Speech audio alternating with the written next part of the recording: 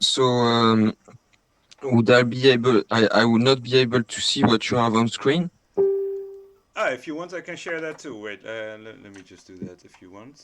Yeah. So sometimes, because the book is in French, and how he's doing a lot of references, Yeah, and like exactly. in one paragraph we can Google stuff and Yeah, shit. You know. yeah. You could also share your screen if you'd like, or whenever you'd like. You can just let me know. We're recording now, Yeah. Yeah. so Okay. Perfect. yeah. Yeah. So Like sometimes if you can just Google some stuff from the book. yeah, exactly. All right. So yeah, what are we gonna do today, pirate? So as always, we're gonna talk. Let the discussion go between us two Hmm. about language of the birds, languages, alternative history, Hmm. and we both like a lot symbolism and history. So we're gonna see where the conversation goes. And today we're gonna let's say support ourselves with a book of Richard Kaitzin, Yeah, I which is have a it right French here. author. Ishak, Hmm? oh wait, I have it right here. I wanted to show it to the camera. La langue des oiseaux, Yeah, de Richard Kaitzin. So maybe it's a good idea to start with a summary of what the language of the birds is for those who don't know. yeah, yeah. You can maybe can let you start if you want to introduce it a bit. Yeah, sure. So basically, as far as I understand, okay, so there's a few different interpretations. So the first one is obviously that there's various languages uh, being spoken by indigenous peoples that refer to themselves as the language of the birds. There's a language in Ukraine that I'm aware of. I don't remember what it was called, but it definitely exists. And there's Arvanitika that I'm aware of and that I'm also engaged in attempting to learn, let's say, which also refers to itself as the language of the birds. And at the same time, there's multiple references to this language in our holy books, in the Quran and in the Bible, and so on. So it seems to be like a how do you say, like a tradition, or yeah, a tradition, let's say, that transcends our Very, Abrahamic religions, yeah, and that could also be found definitely. probably in pagan traditions, probably even. Um, but basically, what we're referring to, or what we believe the language of the birds refers to, is basically the primordial language, the language before language, let's say, that everyone spoke before the Exactly. Tower of Babel fell and everything. So that's what we refer to as the language of the birds. Yeah, definitely. So I will add that it's the primordial language. So uh, it's the idea of that perfect language. Um, in a sense that it's described the thing perfectly in any ways, and just by hearing it will be like just by hearing the name you'll know the thing. Yeah, exactly. Yeah, yeah. So it's also the language that God taught to Abraham, to Adam. Sorry. Yeah, and we'll go very further in the whole thing. But to say also the birds in every tradition are the spirits, the messengers, the birds represents is a symbolism of the spirits. So this language of the birds is called all kind of ways in all the tradition, even the in the Latin America, the ancient civilization were using birds as a symbol, language symbol. And so, yeah, that's very deep, and that transcends all the religion and let's say the cultures. So Yeah. Richard Kaisin has made a book about it, Mm-hmm. and today there's everything in the literature to understand and grasp things about language of the birds. But the weird thing is that nothing is in English. So Yeah. today we're gonna do this work that is just to take information that is already out there and just put it in English. Exactly. Yeah. Yeah. So we're basically attempting, yeah, doing an attempt to take the primary source and give it to people. Obviously, I mean, I think it would be a worthwhile endeavor to attempt to translate the work as well. But that could be for a later project. Yeah, Um, definitely. yeah. Let's see what we. So you wanted to start with the book? Yeah, so we can. I think you know Fulcanelli character, right? I know that. Yeah, yeah, yeah, I know the Fulcanelli character. I got his book, but I haven't gotten around to reading it yet. Generally, I'm a very slow reader.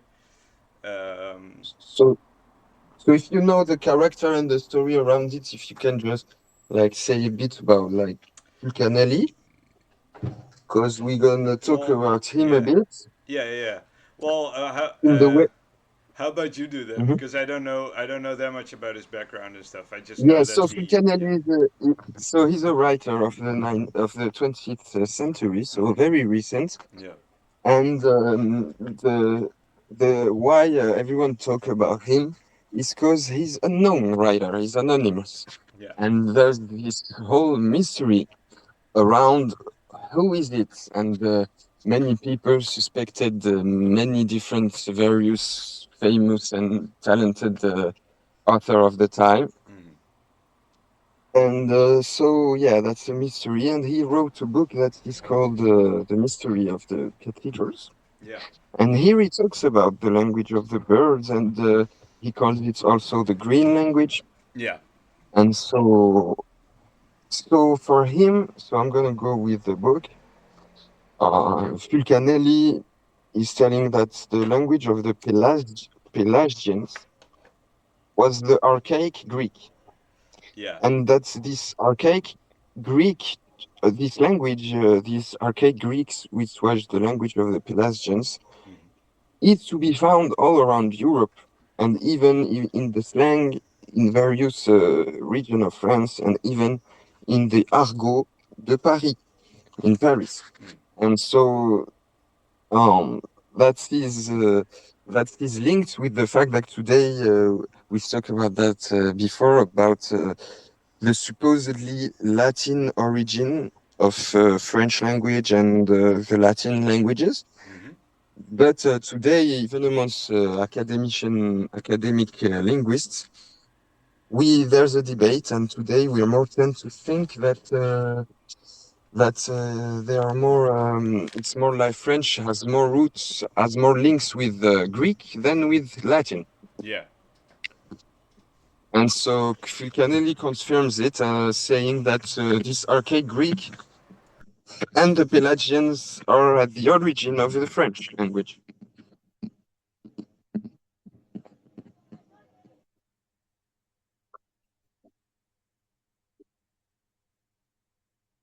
Yeah, like the Pelasgian, which we're talking, it's a form of archaic Greek, are at the root and the origin of the French language. So that's what yeah. Fulcanelli states. Okay. Oh, wait, I thought I opened So the I'll door. let you maybe interact and react to this information Yeah. Okay. about So, maybe, um, yeah. So it's, yeah. Go ahead. yeah, yeah. Let me Go, just, go because ahead, go I'm ahead. trying Go to ahead. open the door here because my cats want to come inside. So I just give them the space. 1 second though. Let me just take off my headset. 1 second.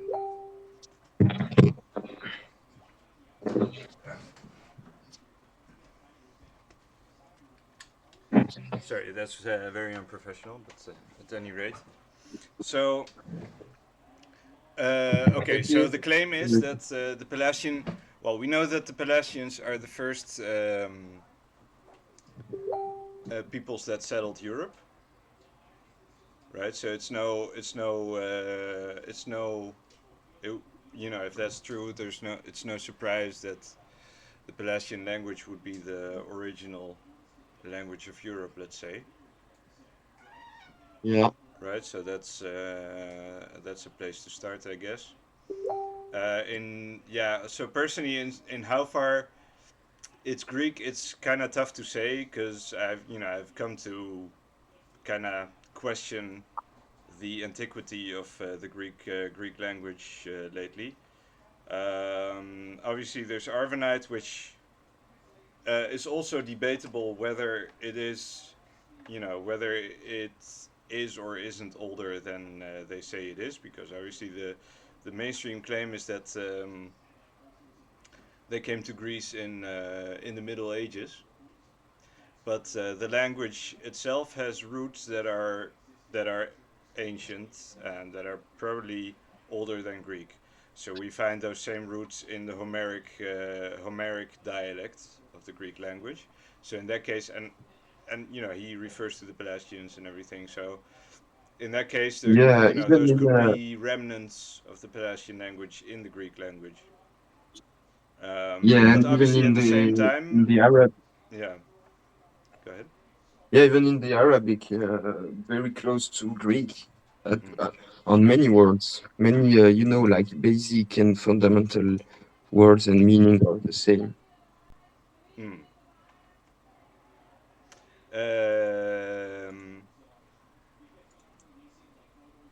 So yeah. if I go So further about that, yeah. yeah, hmm Well, what I yeah, was yeah, gonna go, go, say go is ahead. like it's also what is also the case is that the Greeks, like by Herodotus, for example, the Greeks did identify themselves as Pelasgians, even if that was like with some caveats, in the sense that they, that like if there's like for example traditions that explain that when they met the Dorians, for example, who came later into Greece, who migrated later into Greece, they reminded them of their older traditions, of the traditions of their forefathers that Yeah, still they lived in the definitely mountains were and teacher. stuff like that.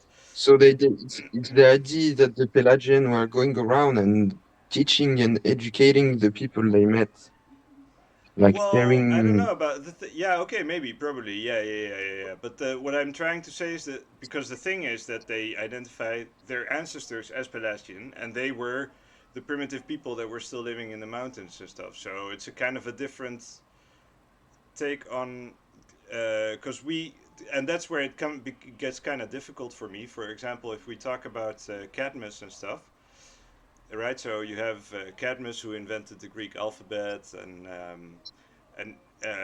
Yeah, there's different isn't versions of where he came from and stuff. isn't isn't Sorry. Menos Yeah.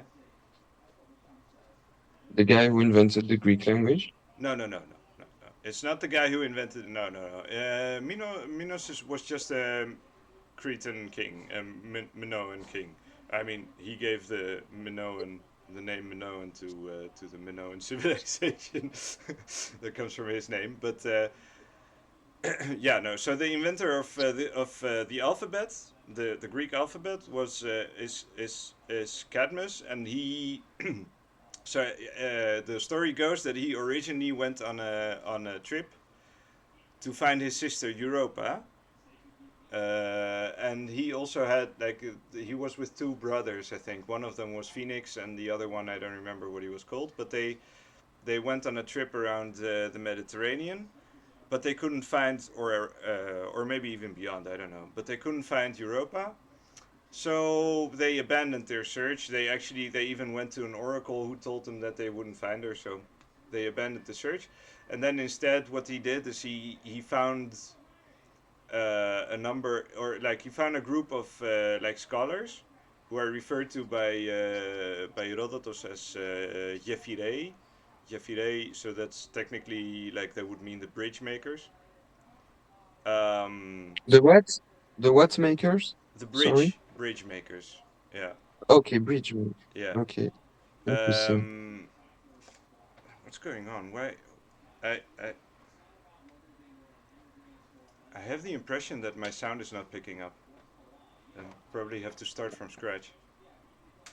Yeah, I don't know. I have a weird. I s- I hear a weird effect too. Well, the thing is, so if you look on my screen, when you talk, you get these green lines here, right? Ah, Okay. wait. Ah, here's me. Okay, okay. Ah, sorry, my bad. I'm stupid. Okay, it's all there. It's all there. It's all fine. We can go. We can Okay. continue. Good. Good. Oh man. Okay, I'll really So, need to do some editing on this. All right, go on. Go on. Yeah. because here what I can read you still from the book. So, uh, okay. So other. So let's begin. So, so it's about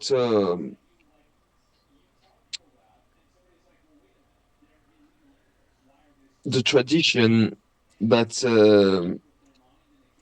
Cyrano de Bergerac, Yeah. and so we have a For story. your poet. Um, so you know a lot of the Greece, so they say Io, Io, Yeah. the sister of Phorone, Mm-hmm. I think that's the goddess of the dawn, right? Eos. yeah, invented the first five vowels of the first alphabet Ah. and the consonants B and T.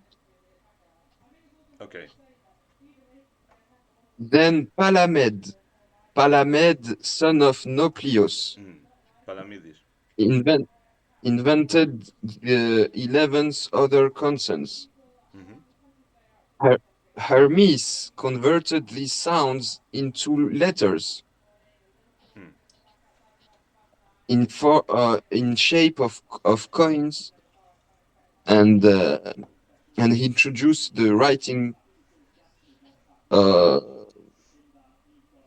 in Greece and in Egypt. And they say it was the alphabet of the Pelagians, Hmm. which Cadmos bring into Boeotia and Arcadia Yeah.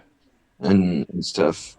And so, and introduced in Italy was his mother Carmenta, composed the five characters familiar of the Latin alphabet. Hmm. And so they talk about all those kinds of yeah. So it's the alphabet is definitely a lot into the origin of the alphabet or with the origin of the gods and the story of the gods. Yeah. Exactly. Yeah. Yeah. Yeah. And Yeah. so Okay. Okay. But that's okay. But the story, according to Herodotus, is that he brought the Yephirei, and the funny thing is that Yephireos sounds a lot like Hebreos, sounds a lot like like a Jew, basically. Hebrews, yeah, Yeah. yeah, And obviously, I mean, we know there's a connection between the Phoenicians and the Hebrews, and there's connections between the Pelasgians, the Phoenicians, and the Greeks, and the Pelasgians and the Phoenicians. So yeah, I mean, it's it's kind of a weird thing because for example, like the Phoenicians, kind of hard to tell if they, are they Greek, or are they Canaanite, or are they something else, or are they like, because one another theory that I like is that they're like conglomerate of different peoples. yeah, because they're the origin of the Semitic languages too. So Mm-hmm. the Phoenician. So Yeah, there's a Proto-Semitic alphabet. yeah. But the other thing is that, for example, like Arvanitica, it is being referred to, aside from as a language of the birds, Yuga is all good. It's also referred to as the language of the gods. So, Yuga Yeah, Perendivet,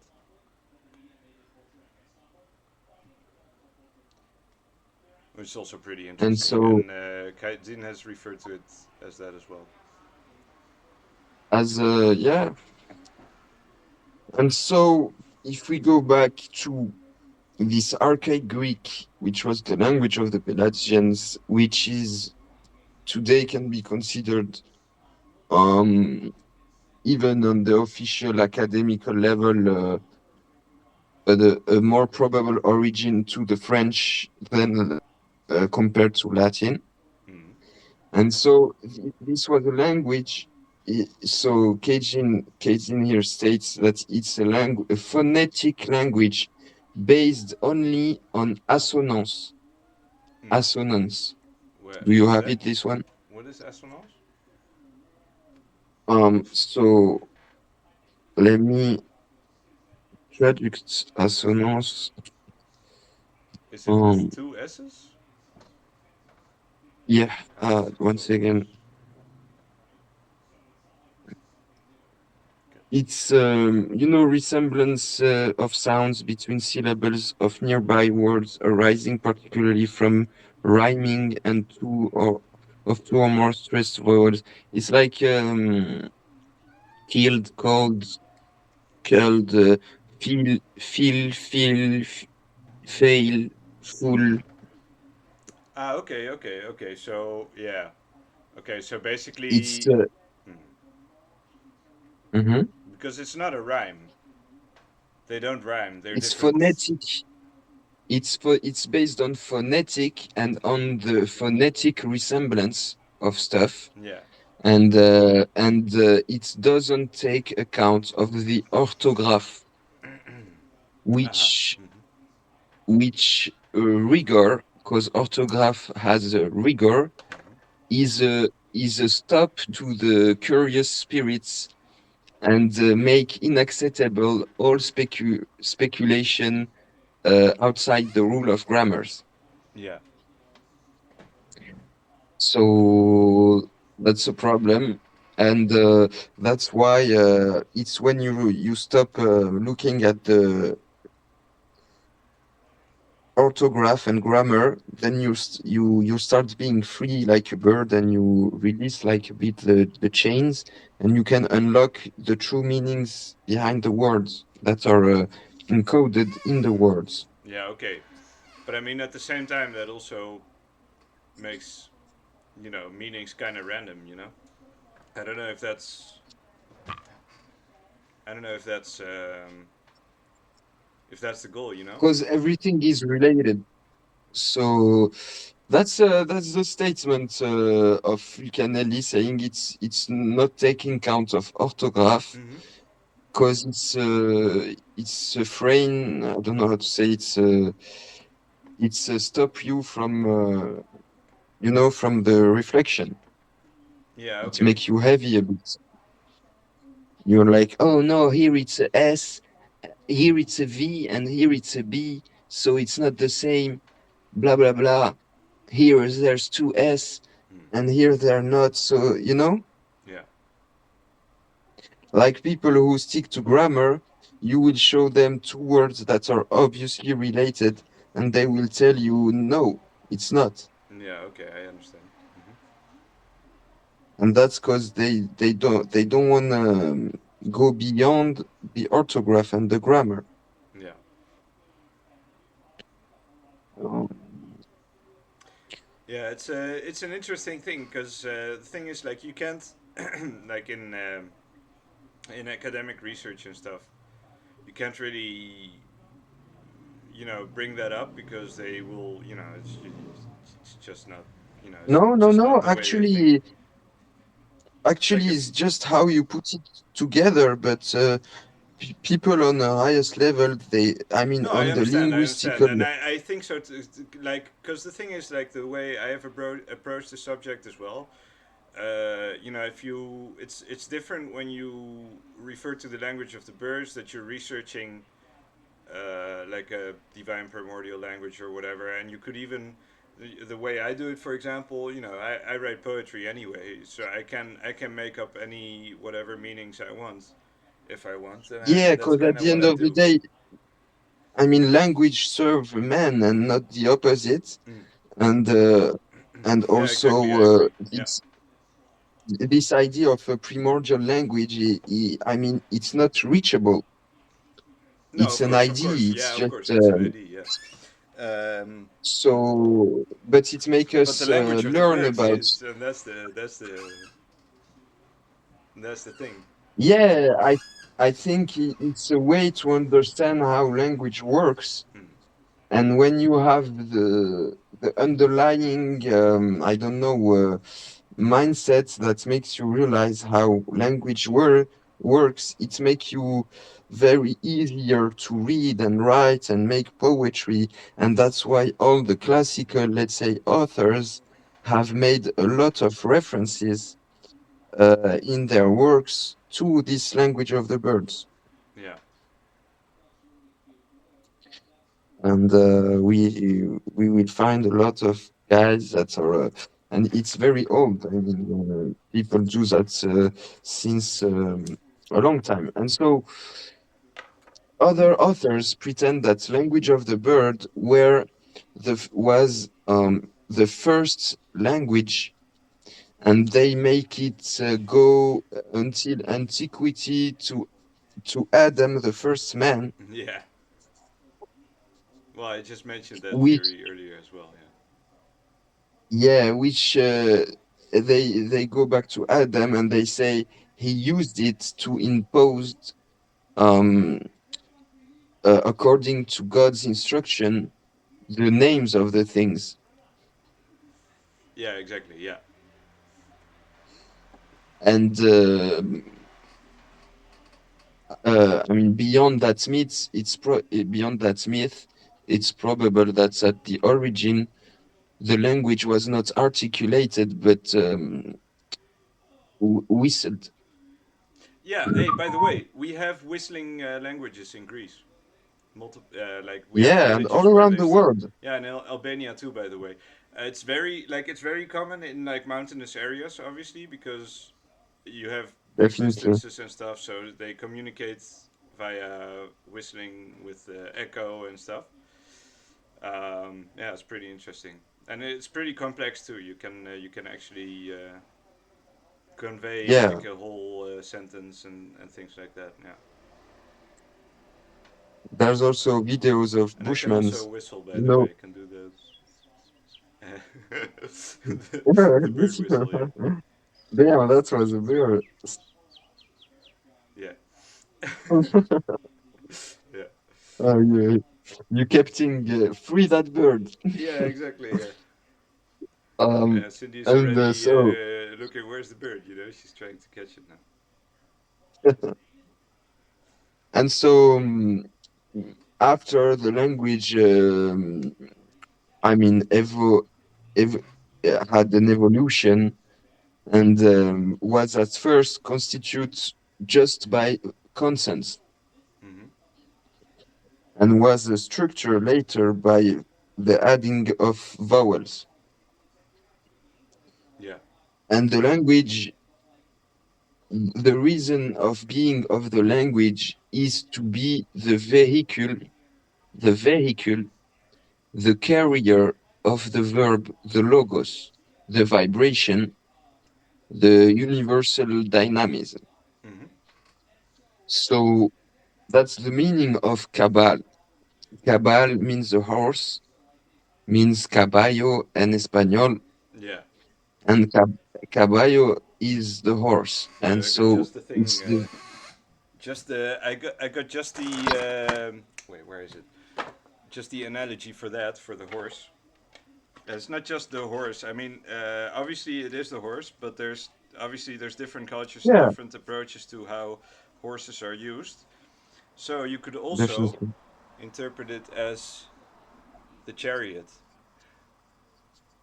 definitely. And what's also pretty interesting is you have this analogy by Plato about the chariot. It's pretty funny that I didn't even realize when I was reading the tarot and there was no one I was following lessons and everything, and there was no one who told me that there's actually, the chariot is, or maybe it's the other way around. Maybe it's Plato who was aware of these mysteries, let's say, or of these traditions, and mentioned that example. But the chariot is basic. He explains basically the charioteer. You have has to have a clear mind. So he has a white horse and a black horse, and the white horse is how do you say is obedient and disciplined, and the black horse is wild. You know, it's It's not. taking the and it's Yeah, trying to take the car elsewhere.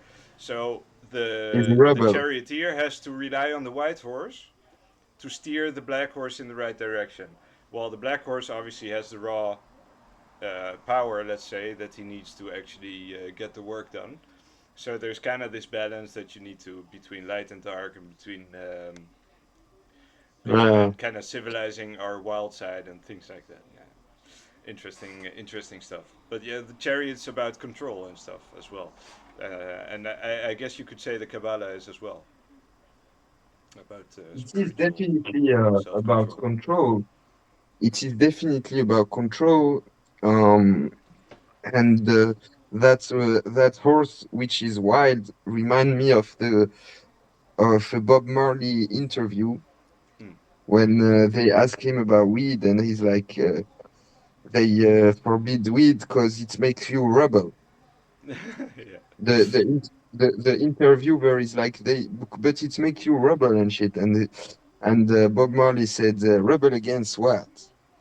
So against control. yeah, And exactly. it's like, yeah, and language is,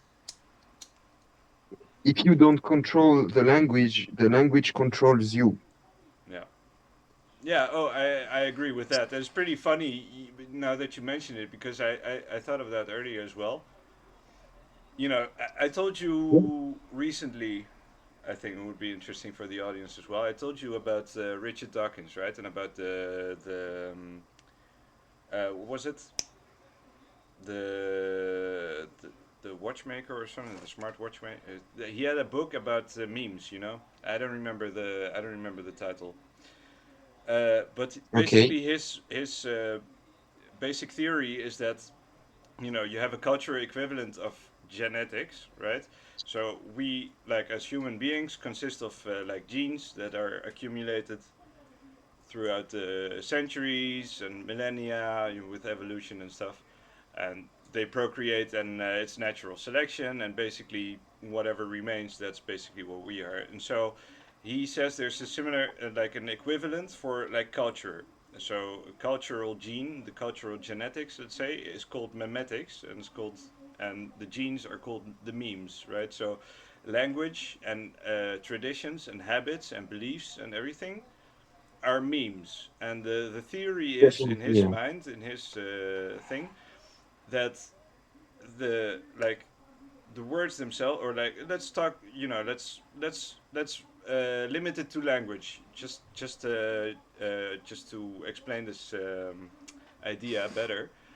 That words basically multiply for their own sake, and that's the only reason why we use language. So basically, he believes that language is a parasite that has kind of colonized our minds and is thinking for us. So our thoughts are not conscious. They are being directed by the words that we have learned, by the language that we have learned. And basically, us talking is just propagating the words. There's no underlying meaning Um, except for the fact that yeah, we have, you know, we use spreading, it because for this it's purpose. I if I think, can try to say what I think about that, it's like, because words or vibration or ideas or egregores. yeah, yeah, exactly, yeah. They take on a life So when of you their speak own. it, yeah, it's like that's why you have the 19 George Orwell book, you know, Yeah. uh, when he talk about how the government, Big Brother, invented the novlang, like the new language, Ah, and okay. they invent new words to control you, Yeah, and exactly, yeah. that's what's happening with the like With all our languages. Yeah. conspirationists, and when they say you're a conspiracy theorist, or you're that, or Mm-hmm. you're this, you're that. That's new word invented to mess you up in the mind. Yeah. because you use because it's like a virus because the words mean something, and that's why words are so powerful. Yeah. That's why rappers are so popular because they just throwing words Yeah, in way. exactly. Yeah, yeah, yeah. But what Yeah, the and they thing so is, what? popular. You know why? Because the rappers, they control their shit. And I was about to say it because we were Yeah, saying you're right. the Exactly. language, the language or chariot, and chariot is about controlling the horse. And that's why the thugs have slangs. They don't accept the official language. They make their Yeah, own because yeah, they don't follow the rules. yeah, They exactly. you Yeah, everywhere in the world, the thug guys, the criminals, they don't you will not understand how they speak. You need to be from them to understand yeah, exactly. Yeah, because yeah, they took control back of the words and yeah, stuff. yeah. And that's what I was gonna say. So what I think is happening with Dawkins and with what was the name again? God damn it. The wait. Let me just check because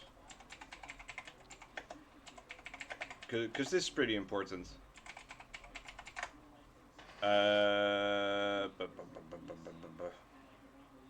Richard Dawkins. Because it's funny because he's mostly known about the for the God delusion and stuff. The selfish gene. That's the name of the book. So selfishness, obviously, it's part of Darwinian, of the Yeah, Darwinian I theory. mean, I think Yeah, it's definitely but accurate, 100% yeah, yeah, I think what he you has a the point idea. definitely. So what I was trying to say is, I think there and because there, in my philosophy training, we that's something that we And I did think does Richard learn. Dawkins talks? Does Richard Dawkins ever talks? He don't talk, I think. Yeah, yeah, He no, he can't does. talk. He's a public speaker. So, He does talk. He does talk. oh, he can talk, or does he have his? Richard Dawkins. No, he's a public speaker. He has had debates with Christians. He has Oh all yeah, kinds of oh stuff. yeah, Yeah, he's I pretty just well known. messed it up with Yeah. the disabled guy. Oh I yeah, yeah, forgot yeah. his name. No, no, no. But what I was gonna say is I do think so. I do think there's something to his theory, but I also think that there's first off there's ways to perceive how you're being manipulated by the language you use, um, which is a topic in and of itself, maybe for another day. But there's also, and I think that's where this language of the birds comes in, and where this, once you have made that step, you can, you can, you can basically take ownership of your use of language. But obviously, that's a Yeah. challenge. It's not as easy as we think because we think we speak sub subconsciously. We don't even think about what we say most of the time. So the trick is to be conscious about what you do. Yeah, and I mean that's also I think why language is evolving. Is evolving with the consciousness. Is evolving with the maybe control and For sure. different. So at one point when they want everyone to be educated, Yeah, and they exactly. want so they're gonna release a scientific lexical to give it to people, and this scientific lexical, when you think about it, um, let's take any domain, like specific particular domain. Let's say I don't know mechanics or chemistry. It's just a set of words. Yeah, for sure. A specialist, well, how you define a specialist? He just have the words, the lawyer just know the words. He just know the use of the right words. Yeah, exactly. And For sure. The lawyer, especially, the lawyer is only just talking. I mean, at least with mechanics and with plumbers and stuff like that, you know that they're actually doing something.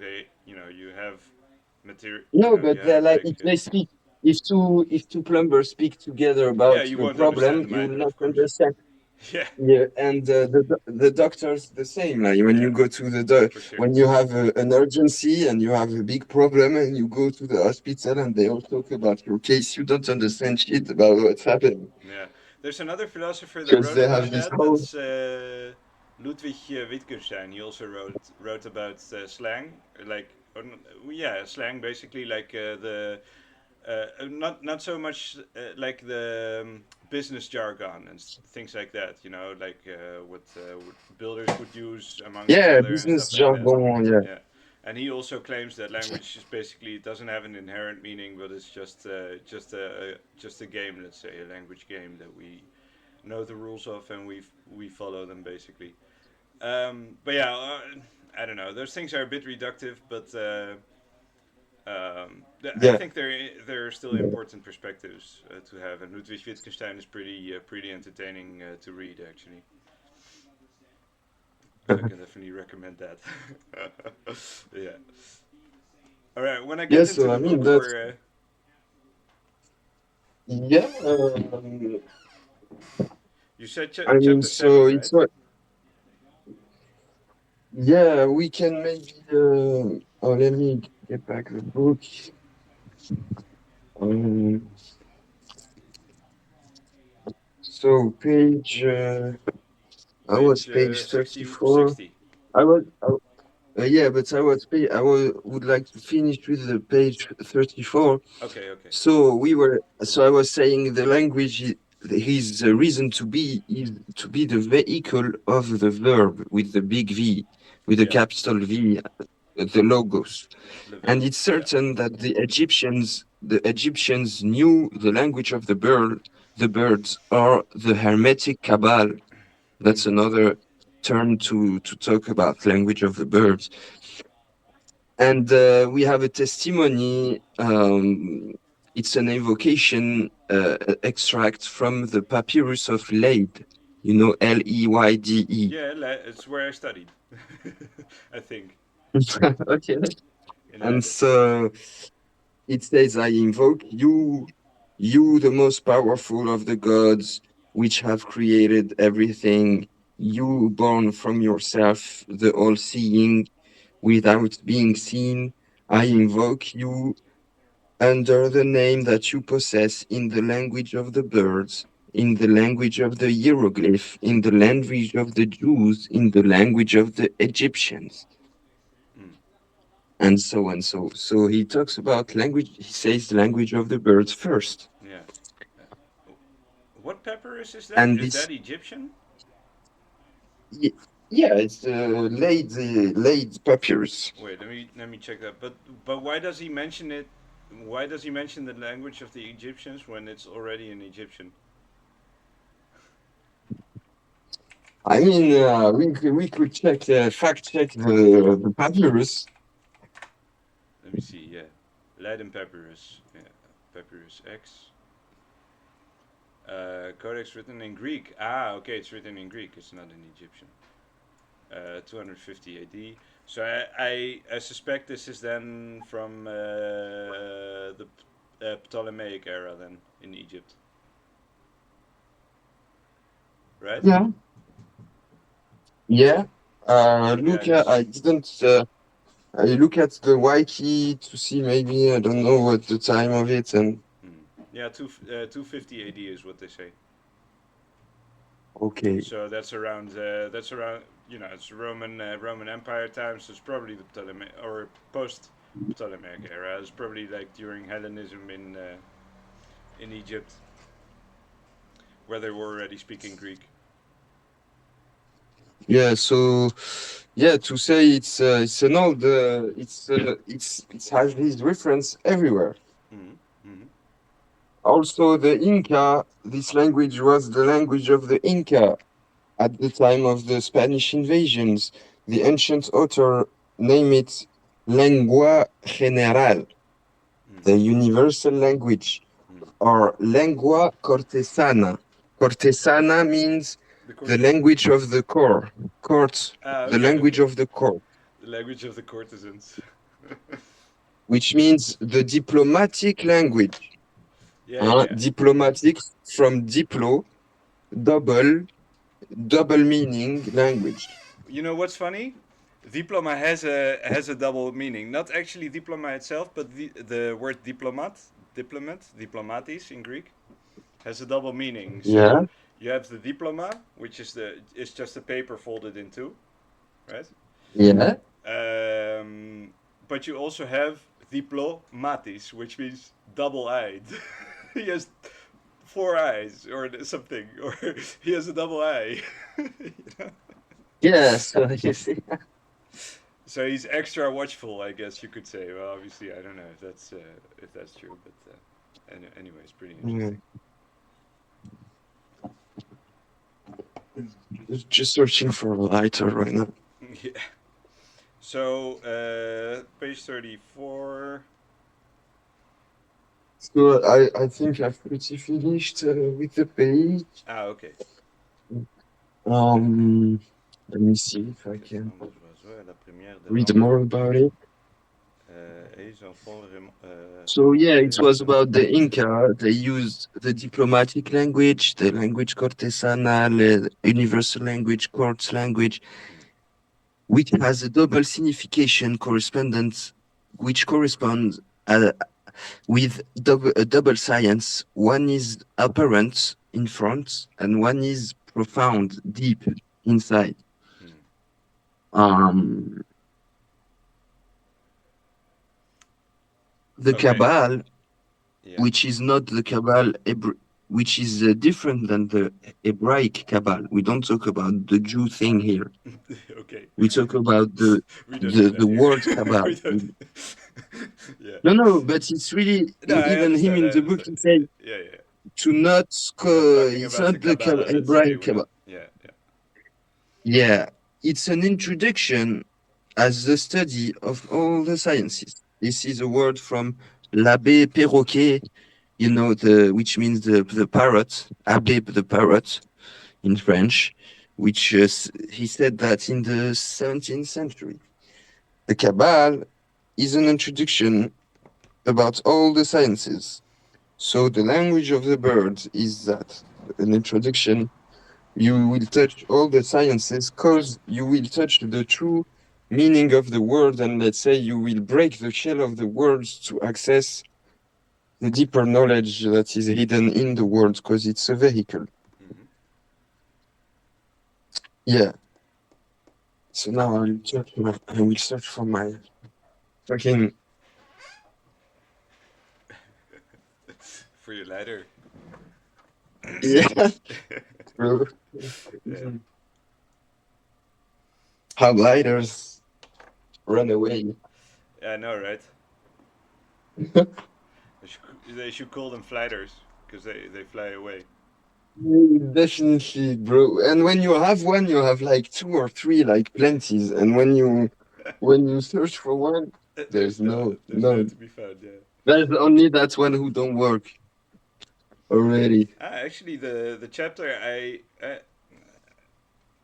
don't know why I've let this book go so long, but the chapter I'm now about to read is La langue des oiseaux et l'amour courtois. Chapter Yeah, 6. Yeah. that's Uh, yeah, courtly yeah, love. yeah. Yeah, Courtly Love, which is Hey, a thing bro! I introduced just by the realized why Cathars. Courtney Love is called Courtney Love. Why her name is Courtney. Oh, yeah. Yeah, Courtney Love. That's pretty funny, actually. I had no idea. Yeah. Alex, She was pretty bad, though. Yeah. are you not gonna eat Ethiopian food? No, not now. Are you gonna save? Oh. If you want to eat it, go ahead. I have plenty of food. Okay.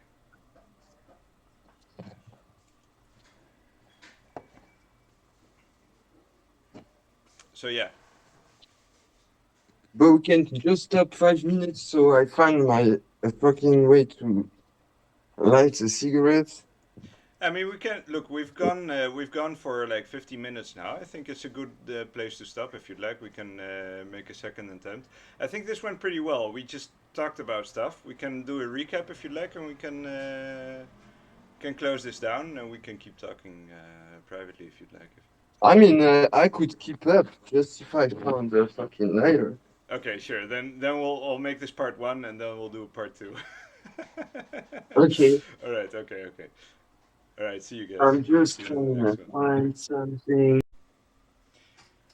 All I right, guys, recognize welcome it to part wasn't a two. bird. Sorry, what? Sorry.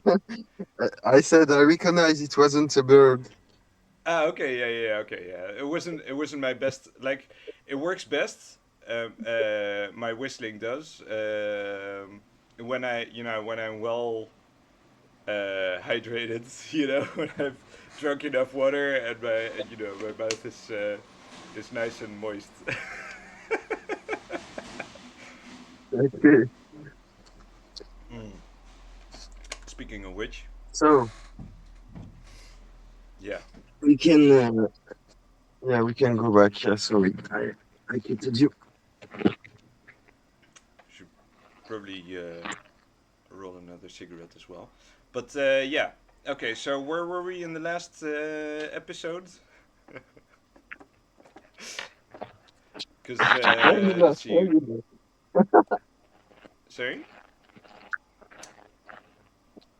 Why you laugh when you said Well, we're last talking. episode? What the fuck? Um. We were talking about So we did.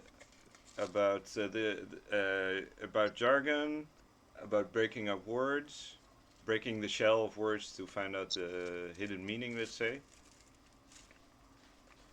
Is that Yeah, correct? and to access, let's say, the information hidden in the word, Yeah, because the thing is not the word, and the word is not the thing. of course. But at the same Yeah. time, yeah, So it's like we do rely on words to tell us what the thing is, if that makes sense. yeah, but I mean, uh, let's say, socialism, for example. Yeah. Uh, I mean, it's a word, but the thing existed before socialism. Okay. I mean, maybe in some sense that Yeah, and in another, it like that was way just of created thinking. by the. Yeah. Mm-hmm. Yeah. Yeah, maybe that way of thinking. Let's say to like help other people and things like that. I guess you could say. Is that what you mean, or? Yeah, definitely. It was to illustrate, but it was bad. But I was trying to illustrate like the word is not the thing, Yeah. and the other way around. So we can go to more through the book, so chapter 7, Mm-hmm. and we talk about um, after the supposed death of Clémence Isor. Do you know Clémence Isor? We can put it. You can put it on Wiki page, like to show. Wait. What was the page? Oh, I found. I think I found it. Yeah. So Clémence Isor is like Mm. the founder, the founder girl of Toulouse. Let's say the saint of Toulouse, Mm-hmm. the city of the Cathars. Yeah. You know her Wiki? Come again? Have you went on the Wiki? I'm not on the Oh, screen right sorry. No, now. I haven't. No, no, no. I misunderstood. So Clémence Isor. Isor, Yeah, ISAU. exactly. Mm, Clémence Isor. Okay. Found the Wikipedia page. I can share it on the screen if you'd like. Wait, let's see if I have a screen ready.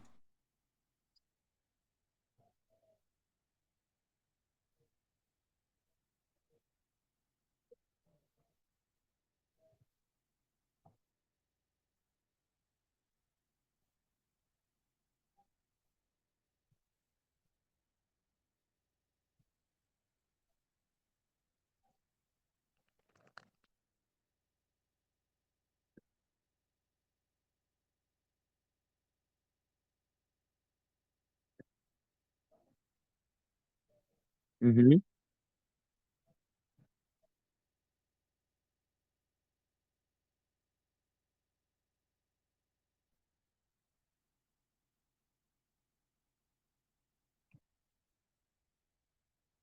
Yeah.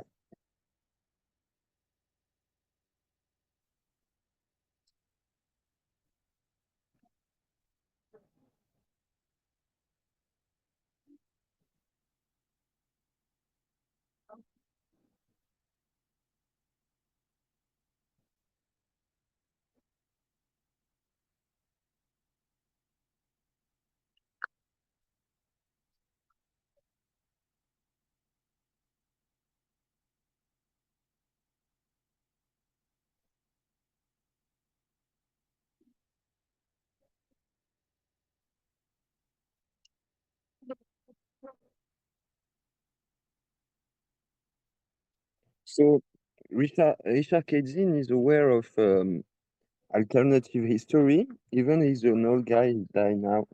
But he was aware of, even before Fomenko, let's say, history criticism. And so here we just read the official, let's say, things that are said about this woman, which is a mythical figure. And so we realized when she died, people like he left a testament, and the judge of the thing of the like field fold, I don't know how to say of the field, the judge who was in charge claimed the original testament of Clémence de Isor, but it wasn't found, and no one could give this testament, so it didn't exist. And in the 16th century, the historians found out that the poems attributed to Clémence didn't existed, but only copies. There's no originals. And at the same times, we realized that her father, no trace of her father, neither of her descendants, neither of her ancestors.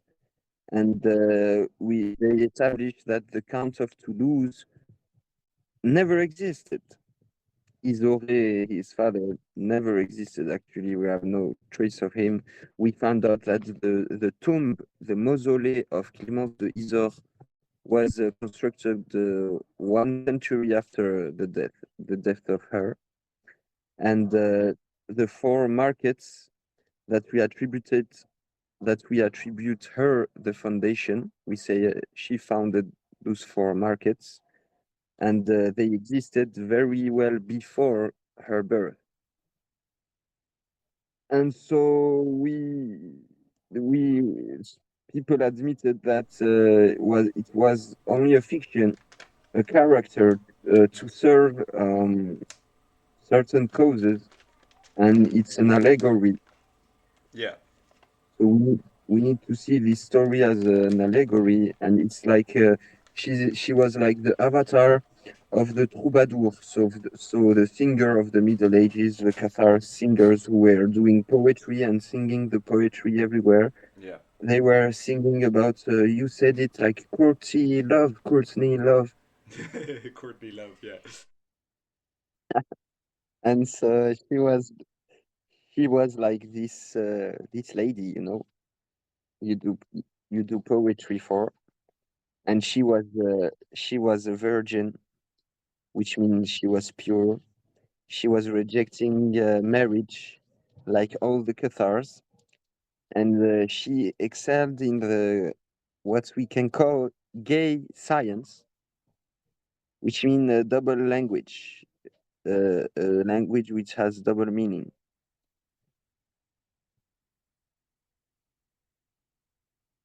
And they say, yeah, the gay science. I would argue it's his best book. It's right before Thus Spoke Zarathustra, and right before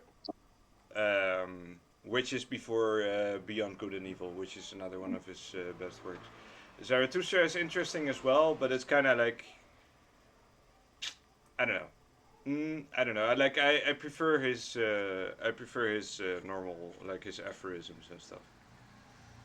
So, what is gay science like? What you could say about Gay, maybe that, or I don't know. That's an interesting question because so allegedly, so in first instance, what we know about the gay science is that that's what the troubadours refer to their poetry as, let's say. Exactly. Um, and obviously, so in German, it's called die fröhliche Wissenschaft. So it's the happy Okay. science, right? It's a cheerful. It's a Because we have, if you type GEAI in Google, G you E came out with a bird. It's a French name for a bird. G E A. Oh wait, G E A I. GEAI. Yeah, I think yeah you've already told me that. Yeah, yeah, yeah. Wait, I'll share that one as That's well. also, so there's here, a word play with le G. Yeah, you can see, you can have, yeah, is the G. Le gay, happy.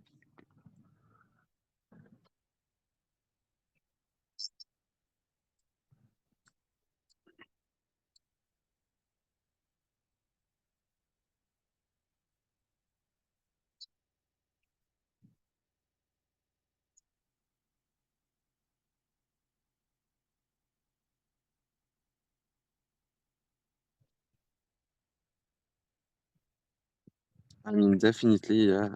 Where you just,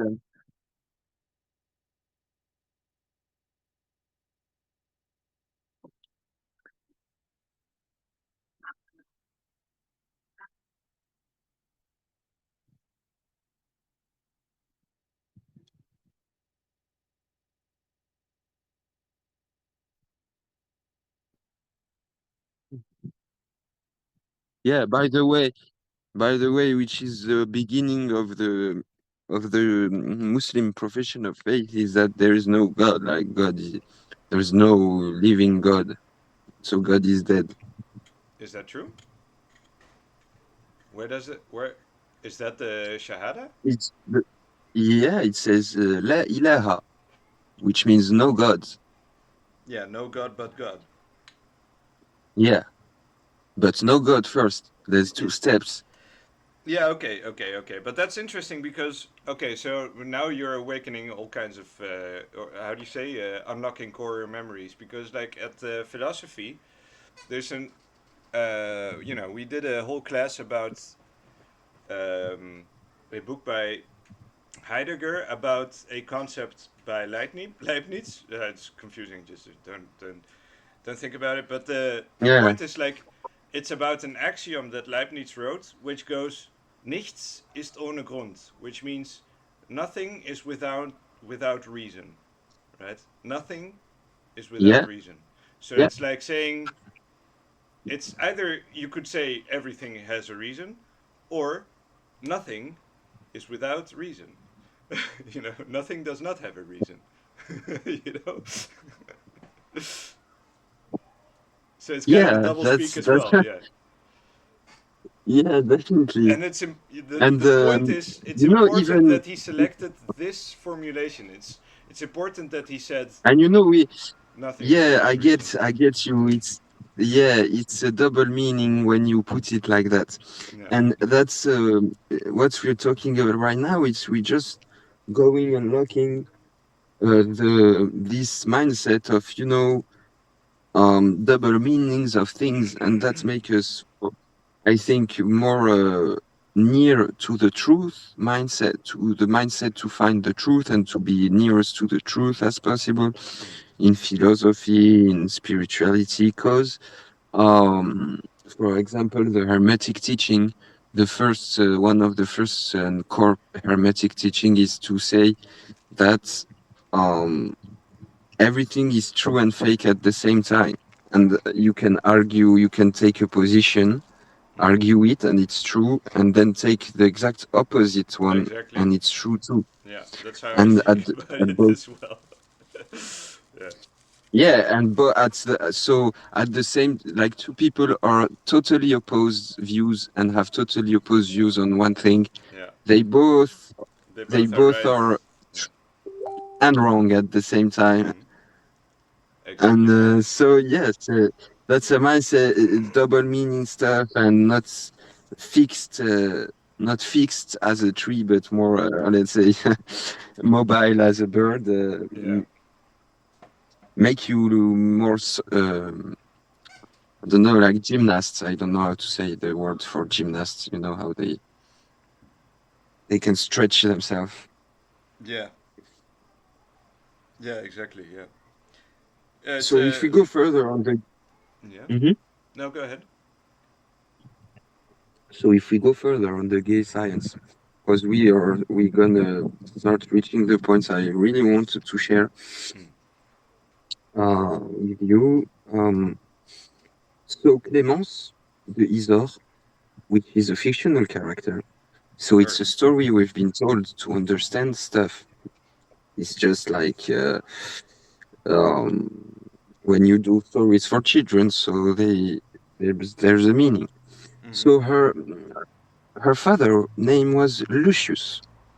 Lucius, Yeah. which means she was the daughter of light. Yeah. Yeah. Exactly. This is an appellation that the Freemason have, the Sons of Light. Yeah. Ah. Okay. Yeah. Freemason call themselves Sons of Light. Mm-hmm. They many people call upon Lucifer, the sons of. So does that mean that this character was invented by a secret, let's say, occult society? Probably. Yeah. Or at least that could be one of the meanings. So Yeah. before in French we'd say Massénie, masonry, Yeah. ancestor of masonry, Mm-hmm. Massénie. Maseni. This, yes, Massenie, Okay. and that was masonry also. Like, so, so this Maçonnerie, I explain know. why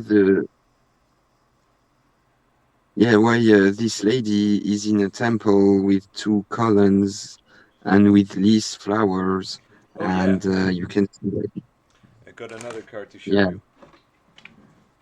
We've already discussed it, but let's show it for the audience. Go ahead. you can see also the chess, black and white in Exactly. the Yeah. and stuff. And you have the delta, sign, which is also a Freemason reference, Masonry reference, let's say, because Masonry is Here older she than is. Freemason.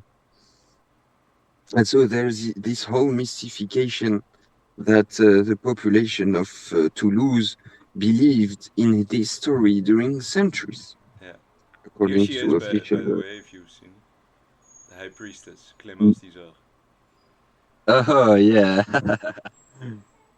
Yeah, She's a exactly. virgin too. She's a virgin. Yeah, she is. And this Toulouse is the city which was conquered but not submitted. Do you get that? Because the Cathars, How do you they mean? were conquered, they were conquer, Conquered. Conquered. Yeah, yeah. Okay. conquered, but not submitted. Yeah. They didn't. They. You mean they didn't submit themselves? They didn't give up No, arms. despite the vigilance of the royals and the inquisitions, the language, the Occitan language, kept alive, was kept alive, and the songs were kept alive through the troubadours and the all Occitanie and Cathar tradition. Yeah. And it was underveiled in music and in literary works. So the Catharism continued to propagate himself Hmm. uh, in a submarine, let's say, I don't know how to say subterranean way, underground, Subterranean. Yeah, yeah, yeah. Hmm. yeah, underground way through the folklore the popular folklore and the chants and the songs and mostly it was always anonymous. Yeah. Anonymous writers, anonymous songs. All the Cathars stuff are anonymous. Mm-hmm. Um, these songs were transmitted by generations and through the people in the Occitan region. Mm-hmm. Through the regular people, it was like it became a tradition. Yeah. One of those most famous song, it's called Se canto que canto. C'est? In Occitan, Se canto que canto, Uh-huh. which means he songs what he song. He Mm-hmm. sings what Ah, he yeah, yeah, sing. yeah. Mm-hmm. He sings what he sing. And she was composed by the Count de Foix Gaston Phébus, very known guy. Foix Gaston Phébus, How do I? Okay. and was known even outside the frontier of France. Mm-hmm. Ah. So I'm gonna read the text of the song. Yeah. Se canto che canto. Mm-hmm. Ah, in front of my window there is a bird. He sings all night long without closing an eye. He sings what he sing, and he don't sing for me. He sings for my half, which is far away from me.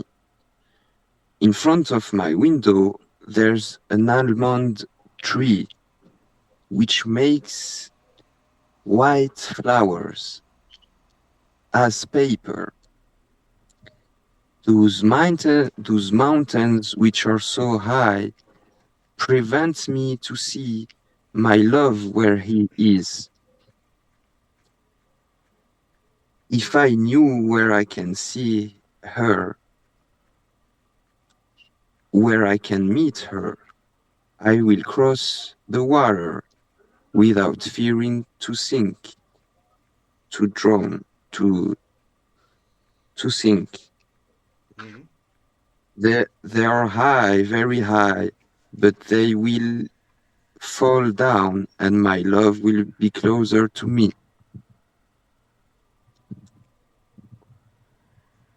So it's the end of the song. What you feeling about it, and then we'll decode it. It's beautiful. It reminds me actually. Let's see. I think I found it too. I think I found it. Devant It's ma page fenêtre, il y a 62, un oiseau. 60, Toute page la nuit, il 61, chante 62. sans fermer l'œil. Il chante ce qu'il chante et il ne chante pas pour moi. Il chante pour mamie qui est loin de moi. Devant la fenêtre, il y a un amandier qui fait de fleurs blanches comme du papier. Ces Those montagnes mountains are so high. qui sont si hautes m'empêchent de voir mon amour là où il est. Si je savais où la voir, où la rencontrer, je passerais là sans peur de noyer. Elles, sont hautes, très hautes, euh, mais s'abaisseront. Okay, I don't know that word. Mon amour s'approchera de moi. Um, it's, the original is in Occitan, right? Yeah, c'est canto che canto. Yeah, exactly. Yeah, One of the most famous yeah. ones It actually reminds still me. Yeah, today. you know what it reminds me? It reminds me of what I've been saying about the stork, the Pelasgians, and the stork, and the Yeah. migratory birds. The And so there's migration. this bird who songs and he talks about the almond tree and the white. So I will go further. So this Yeah. song is a manner for the troubadour to code and pass down information. Mm-hmm. The key is delivered at the second line because there's a bird, Mm-hmm. and Exactly. he songs what he sing. He sings what he sings. Mm-hmm. That means it's a song redacted in language of the birds. So it's a song which has a double meaning. So you read it, you're like, in front of my window, there's a bird. Okay, that's the we have a double meaning here. Yeah. It's written in the language of the bird. So these birds sing mysteriously at night. They Mm-hmm. sing at night. Birds don't sing at night. The only bird who sings at night is the rossignol, Yeah. The huh? nightingale. Nightingale. Mm-hmm. The nightingale. Yeah. And in so let's say that the Isn't it funny, nightingale. by the way, that you have Florence Nightingale, Florence Nightingale, Florence or Signori? Yeah, Like, definitely. isn't pretty interesting? Yeah, Anyways, just a definitely, tangent there. definitely. And so he songs a beautiful song. Rossignol are very have a very large spectrum of singing.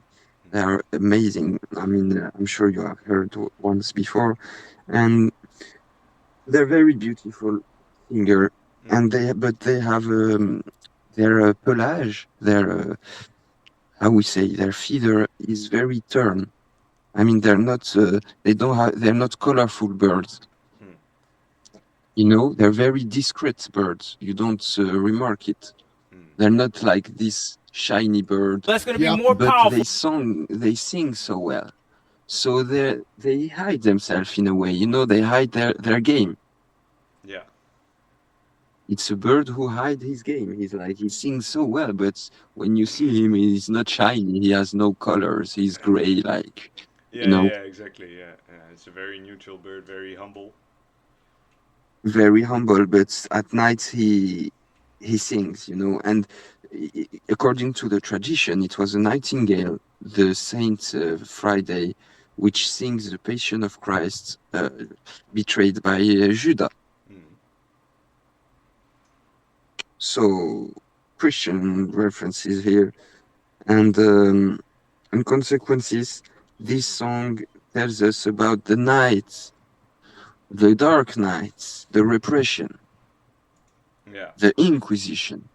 yeah, So the rossignol, the nightingale, which is the troubadour, it's the troubadour who is singing in the night of the repression. He's yeah. singing the passion of the Cathar persecuted.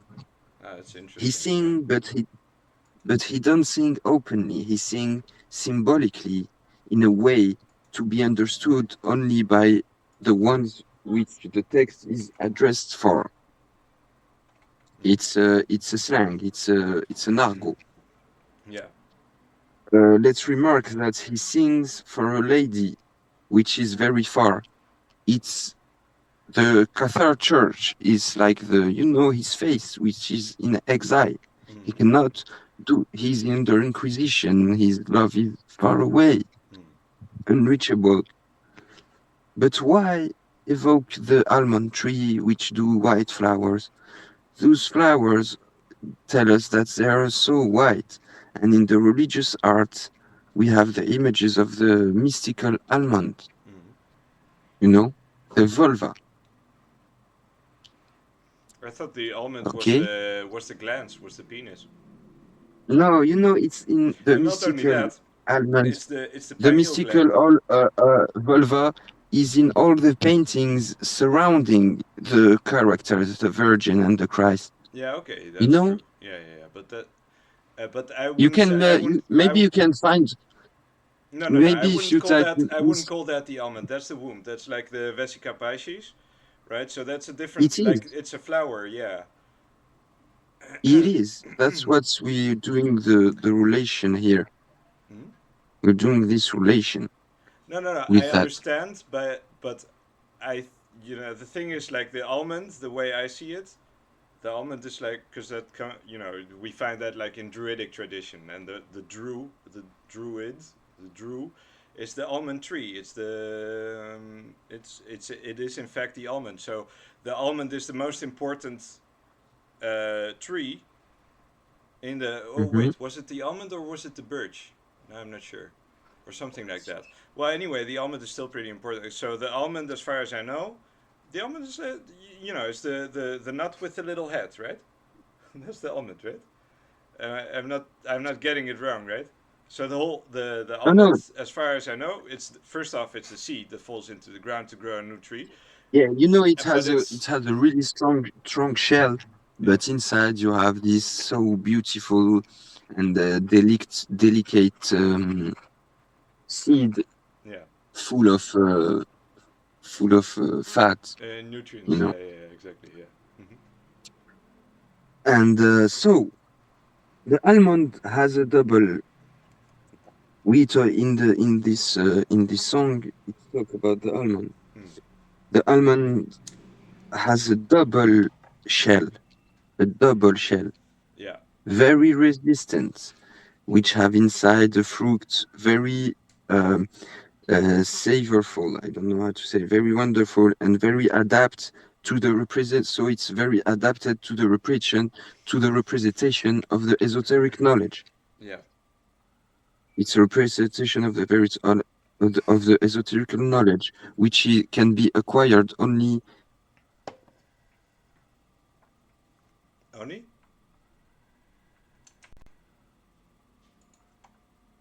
well, I think I lost you, man.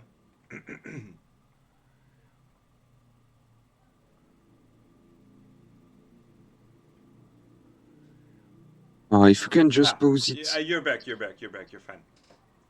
Go Yeah, ahead. I'm back. If you can just pause it, we can just pause 2 minutes and I go back to the thing. What thing? If I can just pause 2 minutes because I had a call. Oh yeah. Okay, no If you can problem. No do, problem. Yeah. yeah. Yeah, sure. No problem.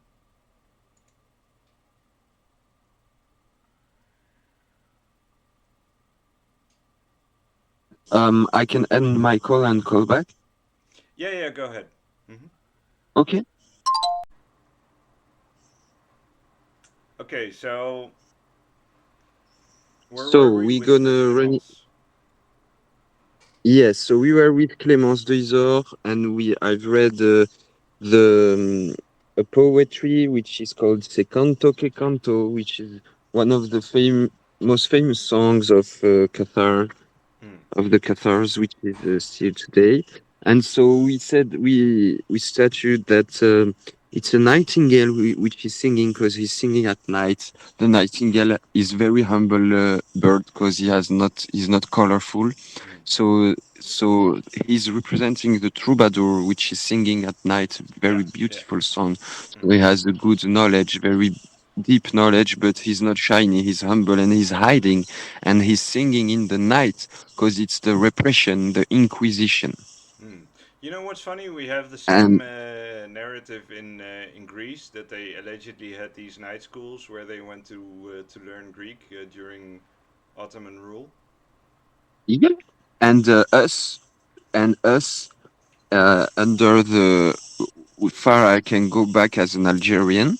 Hmm. My grandfather, when they go to learn the Quran, they went one by one, very late when still the night is on, like at 4 a.m. or three and a half, and they went to learn one by one Hmm. to the guy who teach them the Quran under the French and shit, you know? Yeah. So there's always this thing when it's about repression. Yeah, exactly. You hide the knowledge, and that's the essence and the origin of this any secret society. The So what this society? is the The exact Emigrant Society? this is the exact situation and origin where people found secret societies. Ah, Why okay, you yeah. will Hmm. why you will make a secret society? For what reason? Because you make a society that is not allowed by the law or by the government or by the. So you're under a kind of inquisition in regards to the idea you're making this secret society for. You know? Yeah, exactly. Hmm. Yeah. Yeah. So the nightingale, and now we are on the almond tree.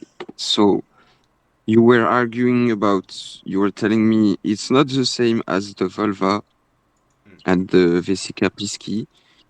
Um, that's the, for me, it's still an almond shape, but Mm. we can argue. And Yeah, then okay. the I mean, almond it has is, the shape, yeah. but it's also very more deeper. I think it's reductor to, yeah, to say it's the vulva. The almond is just vesica piscis is the almond. So it's reductive. Mm. Then the almond is the representation of the esoterical knowledge. You know Mm. how we say, But I mean, it's also, um, that's what I was going to say as well. It's also the pineal gland, right? we could say it, yeah, I and don't know. we are It's going about it, yeah, yeah, because we call it the pine, and yeah, exactly. there's the pine and shit, and so why not? Yeah, yeah, pineal, from the pine tree. So maybe there's another tree involved also, but so this, you know how we say almond in Arabic? No, A lose, a lose. a Like, lose, interesting. lose. Hmm. You know how we say almond in Hebrew? Well, A lose, ah, yeah, of course. of Actually, course. And you know in what means Albanian, it's loose? I think in Albanian it's lease as well. Let me check to make Yeah, sure. yeah. So the vowels, we don't care about the vowels. So Yeah, exactly. mm, Almonds. it's lease or lose, and even Oh the no, no, no. lease flower, I'm wrong. It's bayame. So what is lease again then? Wait. but the lease Ah, it's the flower oak. also It's is the oak. related. The acorn. Okay, now I. Okay, okay. No, no, no. Sorry, I was entirely wrong. So the penis is represented by the acorn, not the almond. So you may actually, yeah, and the acorn is the pineal gland. I'm sorry, I got them mixed up. Yeah, yeah. And so loose mean light. You have also, we talked about the lease flower. Lease, loose, light flower. But And so so then, the almond means light. yeah, So yeah, luz is light. Luz, la luz. yeah, And in Espanol, la luz. In Latin, yeah, lux. yeah. But so then to get back to my Um, point, so lis in Albanian is the oak, is the almond. Sorry, not the almond, the acorn. Sorry. yeah, okay. That's interesting. Yeah, Because it it's is light. It because means it's the light. vulva and the It it's means light. it's the vulva and the penis. Yeah. It's both light. What can you say? You know? Double meaning. Yeah, Double. exactly. Yeah, for sure. Two faces. um, so to go back to the almond, so we have this flower very white. Hmm? Yeah. White, we said alba, alba, Mm-hmm. Of course. and it's the church. It's reference also to the church of Albigeois, Mm. the Albigeois. Yeah. Alba, Albi, and so this almond and those white flower represent the fidelity to the true love, true faith. Mm-hmm. We are under Inquisition, but we are still in the night. We still in love with our true faith, with our true love. So we start getting the whole sense and the whole song, the whole background behind the song and what the song is about.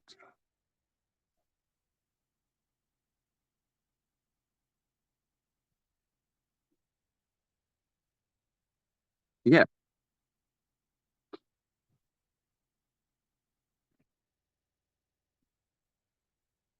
yeah, and the white is the whole tradition of like the Muslim, they go do the Hajj, the pilgrimage all in white, and they dress on you to die. When you bury the dead, you put it in the white sheets. White is that thing. So Albigeois, we have this church, Cathar Church. So Yeah. Yeah, Well, it's good. Maybe you can elaborate on maybe this Crusader. I don't know. on the Crusade. Well, I mean, Or I we only can know go back. yeah, generic stuff. Like I know So that the Pope, who was it again? so. Mhm. Innocent, yeah, Pope Innocent the Third. I like how his name is Pope Innocent as well. It's like, oh, I don't do nothing. Yeah. Yeah, it's yeah, baby face Pope.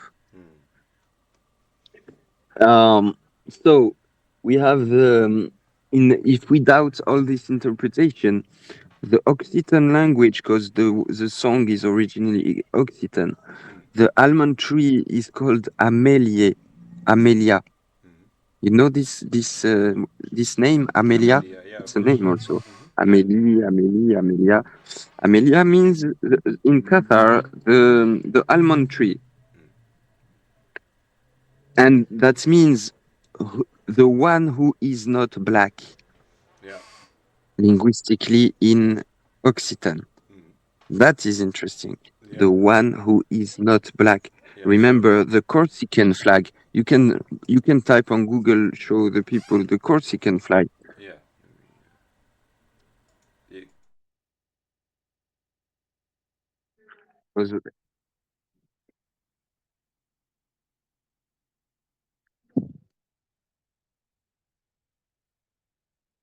And the one who is not black, Amelia, the almond in Occitan, or many of exegetes of people who interpret those songs uh, consider that in the medieval poetry, um, fleur et blanche fleur, so flower and white flower, design the Catholic Church.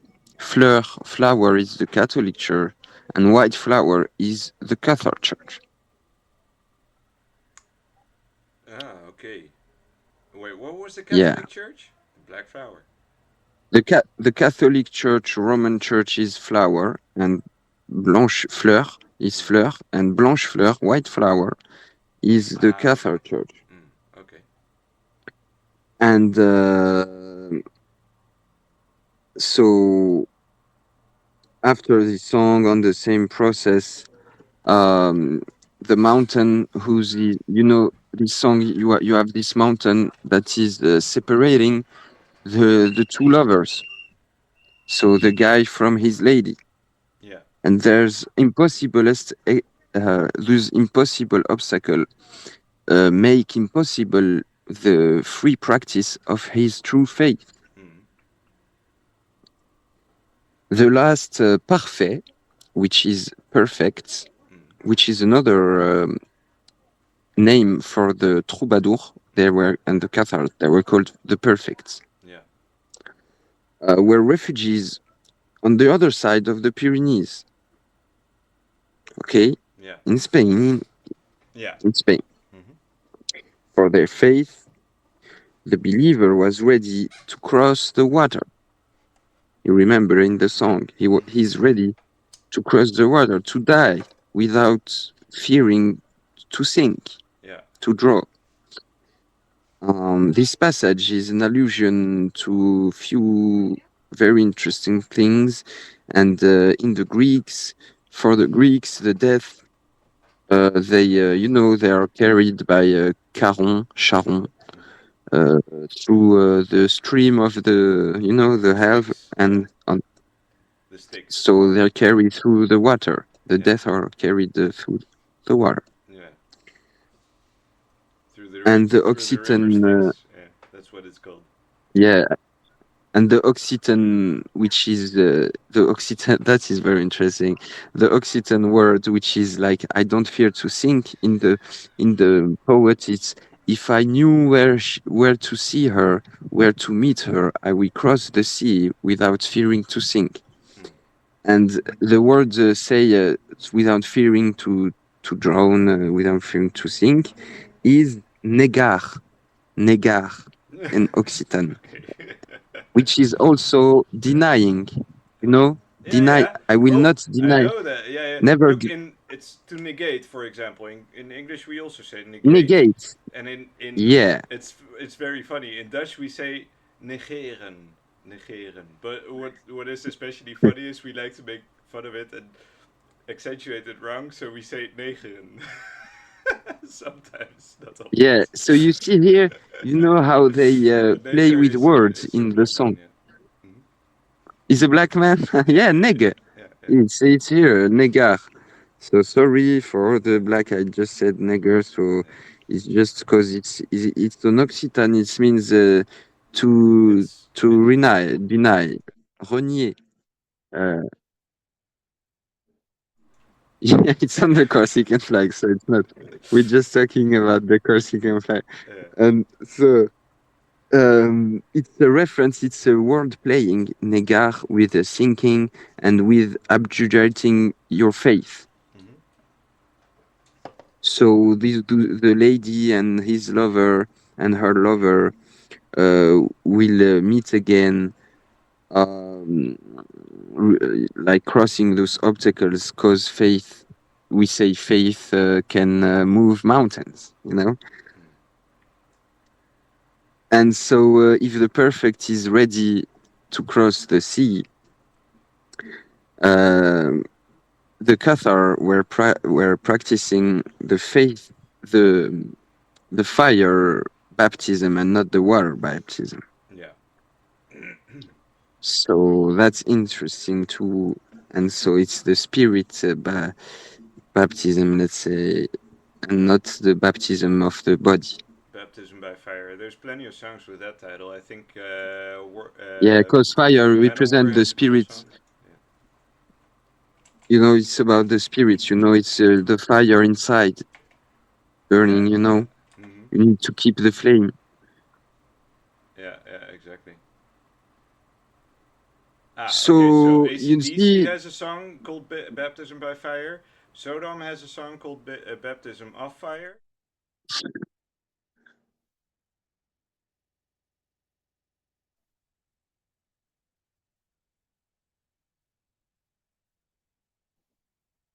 yeah, you can see. So I go on. That's amazing.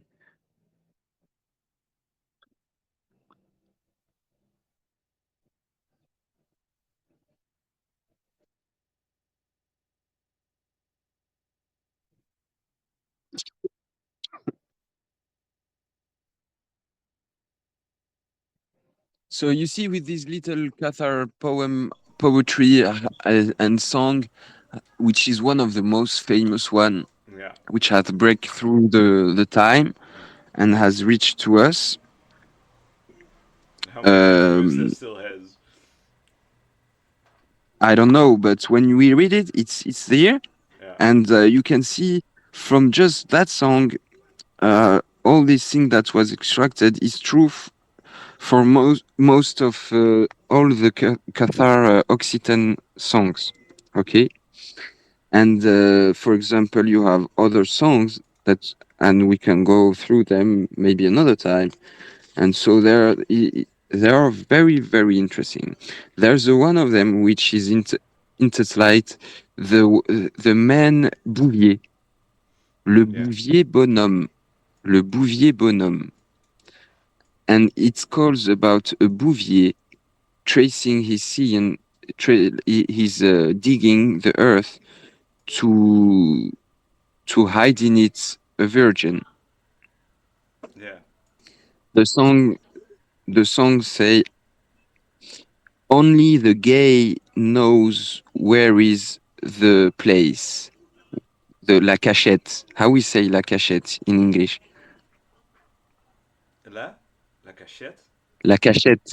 Yeah, you know when you hide the place you hide something. Ah, okay. The hiding place, or like yeah, something like that, or like a trove or So something maybe.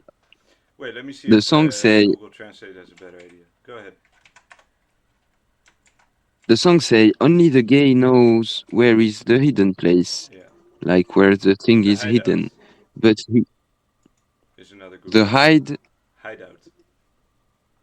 hideout. Yeah. So only the gay knows where is the hideout, Mm. but he will reveal it only when Saint John will come uh, at the beginning of the day, à l'aube.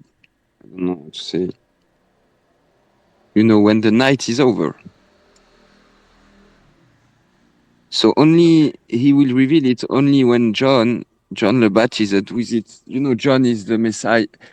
For the Cathar, John is the Messiah figure. Mm. He will come after the end of night, Mm. the beginning of the day, the repression night, the Inquisition night.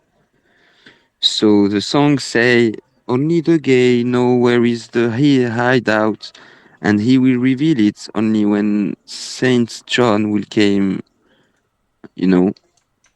And so he's a troubadour because bonhomme, which means Mr. Bonhomme, a man, means also it's bon homme, good Yeah. man, Hmm. you know. It's like a Gentile, Yeah, yeah, gentil. yeah. A gentleman. Uh, yeah, Yeah. exactly. Oh, exactly. It's exactly a gentleman, which is another name which was given to the perfects, to Mm. the troubadour. Hmm. Um,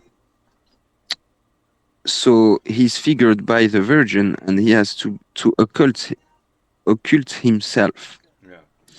until the day where the Johannite religion, which is the foundment of the Cathar faith, you can type for the people Johannite religion. Yeah. Gohann. No.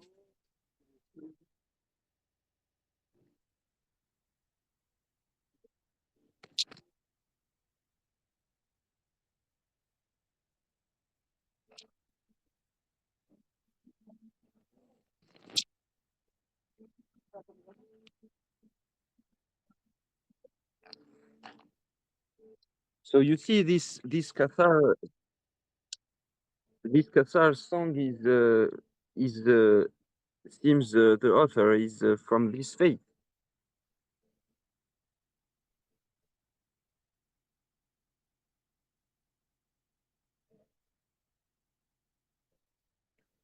Tell me, how, and also John is the Antichrist of the end of.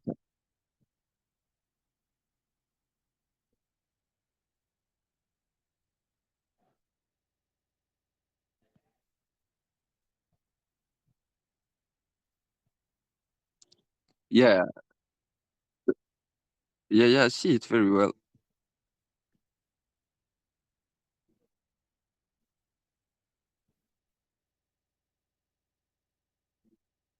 Look how he copy a book and from another.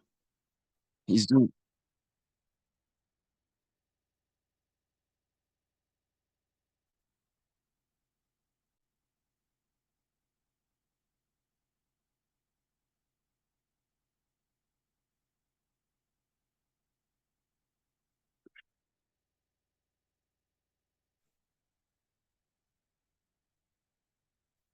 It's not. It's not. It's the Dionysus dinner.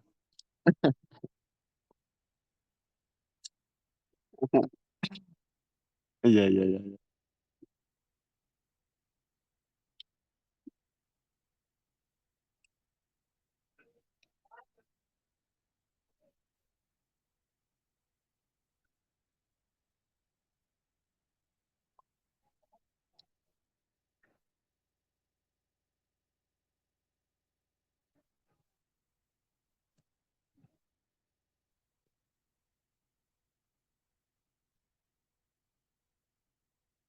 I've watched the movie.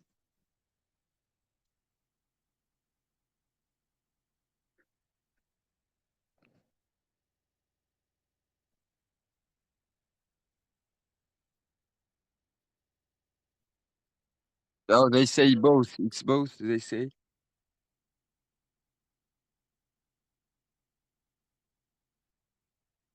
Oh, Saint John is the black man. Saint John is the black man.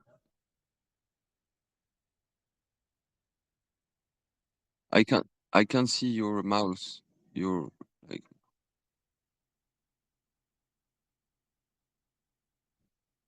now I see the cursor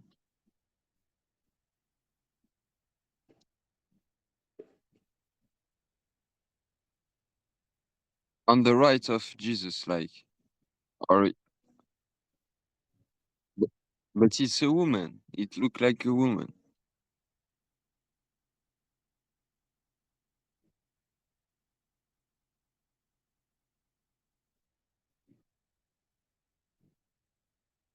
Yeah. I mean, I will not go into gematria. And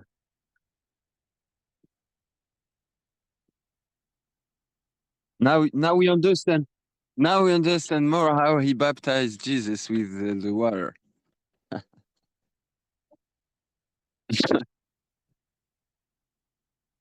Oh yeah, yeah. With the fire, with the fire. So let's say Jesus puts down the fire on him. he was he was the fireman. Like there was a fire to extinguish on that lady.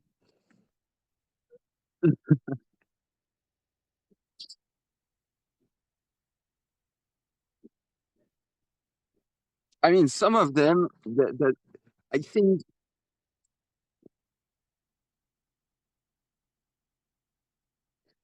definitely, I agree, because they were virgin. They were definitely only praising that lady. We talked about the lady. It's Clémence d'Isor type archetype. It's like the virgin archetype. And we talked about the vulva. We talked about the vulva. Now in the second song, we're talking about the virgin also, because he's hidden. He's hidden. It's the place hideout where the virgin is. And they say only we when we'll find it only when Saint John comes. So And we it's also, find yeah, you where also is the have, virgin.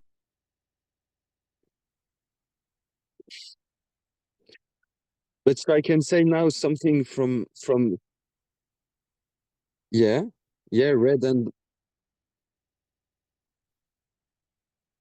shit, and it's rose. So it's interesting. It look like rose, or if okay, yeah, okay.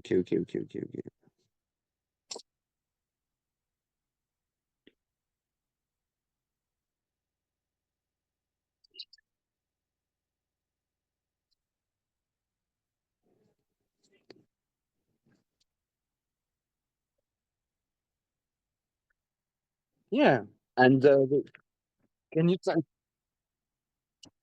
type on Google Sainte Marie de la Mer?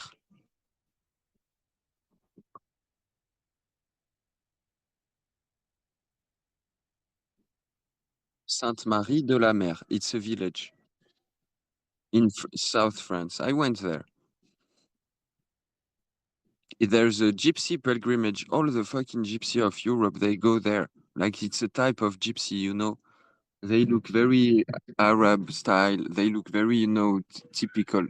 And they're all gypsy. And here, everywhere you have like gypsies telling you your future and tell you, let's make the cards and let's me.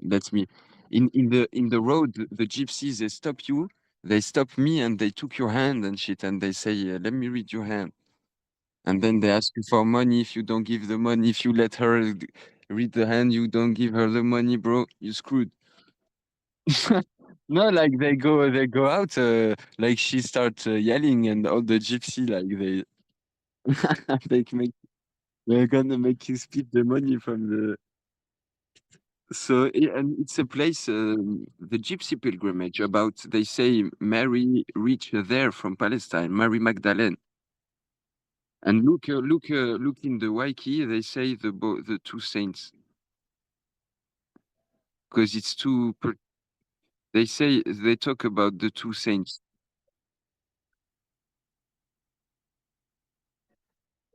Yeah, there are few. Yeah. Look. There's two.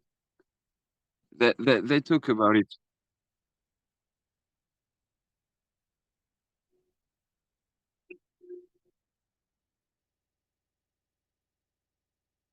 let me give you the details. I'm going myself on Wiki. Uh, history. What is it?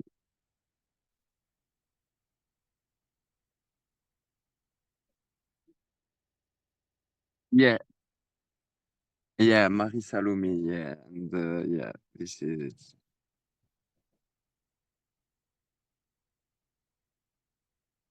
Look how the city is fortified. Look how the city is fucking fortified. That tells you how they were persecuted.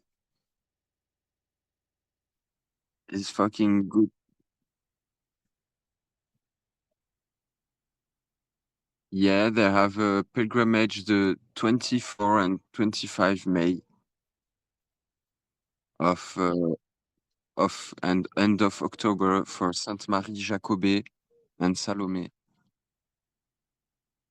and is celebrated by the patronne, la patronne, huh? Patronne, Madonna, Yeah, yeah, Ma- la Madonna. Madon is mad on. You know mad on in language of the bird. yeah. Who you're mad Mad. on? Who you who you are you mad? And it's also Who the is you madness. mad at? You when you let the madness on, and then you have mad off. You know the celeb mad. Yeah. Yeah, exactly. Yeah. And the gypsies they have this virgin black saint, black virgin Mm. Saint Sarah, Hmm. Sarah, the black virgin. And I mean, you also you have have wait. You also also have the yes, that's it. And you know the word patron. You know the word patron. Patron, patron. Patron is a lady, la patronne, sainte patronne, we say. And patron means literally like father, not mother. No patra, padre. It's like Cleopatra. So that's the whole thing in those words. And when so here we have a real history link and real facts that links Mary with France, and you have all the gypsies from Europe. They go here celebrate that,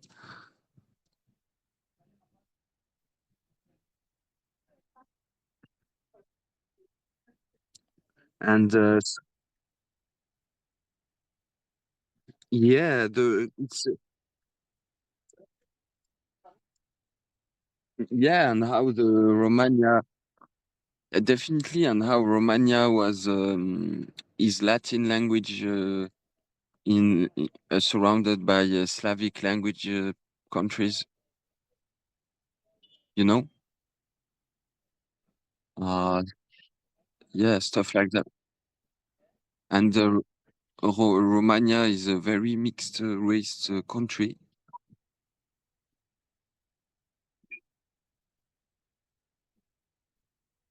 of romance with what the troubadours were doing. You know, that's also not no coincidence because obviously Yeah, because originally the the Romans romance. they were like it's the church. Basically, they say Roma, and it's the anagram of amor, Hmm, also yeah. love. Hmm. Yeah, but at the same And time, there's the you have like the mhm. romance, like the original It's the Roman romances. Catholic The Church, the original Inquisition. Like, romances were the knights, were the ballads about the knights. You know, yeah, yeah, the definitely, like the original Romans, Chrétien de but then the Troyes and Inquisition. all that stuff. Yeah. Chrétien de Let's Troyes. say it was before the Inquisition, Yeah, yeah, maybe. Yeah, you probably. know. Yeah, probably. But Very good then you point. have Rome, like we need to distinguish between Rome and the symbolism of Rome, Yeah. which is the Roman Catholic Church, and which is like like let's say Inquisition symbol, Hmm. hmm? Yeah. And the Romans, which is another thing. And yeah, the Romans with the gypsies or Romans, definitely the Mediterranean, all the Mediterranean Sea was the place of the Romans. This is the place when you find all around the sea, um, in front of the sea, like Roman therms everywhere, from North Africa to Greece to Roman? Albania and Roman what? Italy and Roman ruins, Ah, yeah, okay, yeah, aqueducts ruins, yeah, and yeah. everything. Hmm. Yeah, it's just like the question is then like who were the Romans at that point, you know? And that's what I Yeah. think I think if we can answer that question, we've unlocked basically our alternate So, history. if if I give you a bit of example, you have also this debate with the Roman churches and the Gothic churches.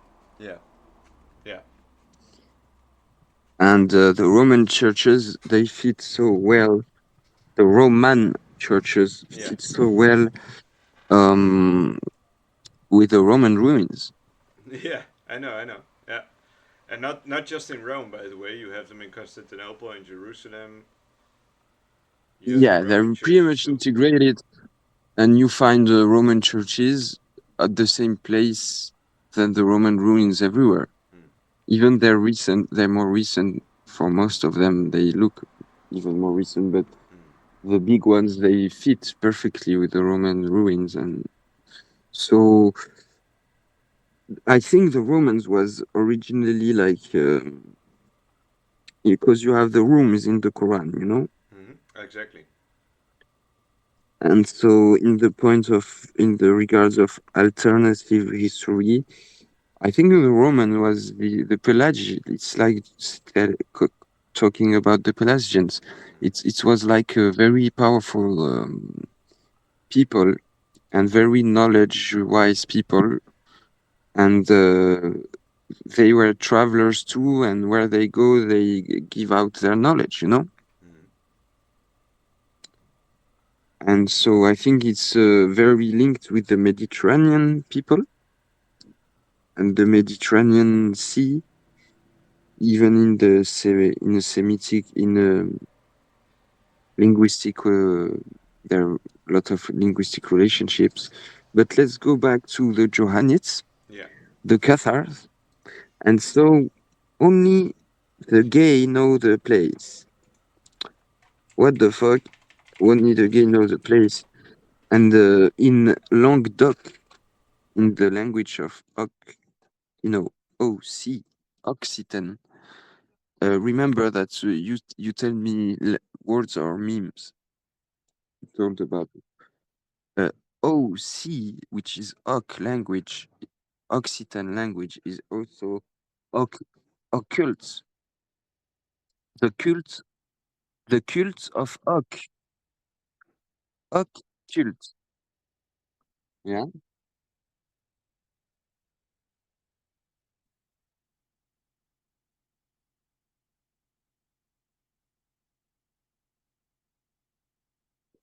you yeah.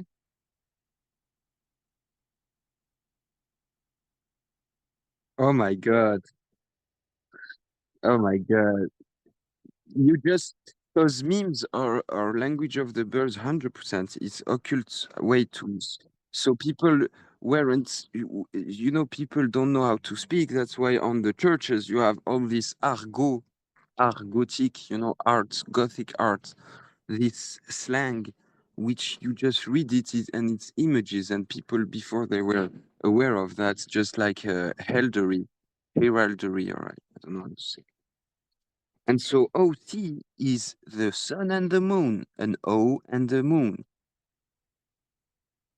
No OC cult, Occitan, language of Oc. Le Languedoc. You can type Languedoc. It's our region. Yeah, Languedoc is Oc. Occident, definitely. Yeah, and Oxir.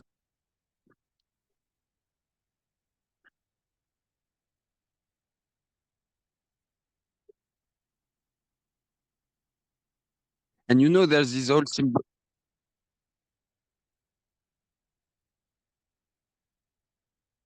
That's how that's how René Guénon defined the shit. Also, he defined as Occident and Orient, and he's depicting he also make the difference like Occident is like modern and Orient is traditional. And so Occident is also the word for die. Occident is west because the sun dies. The night is the night.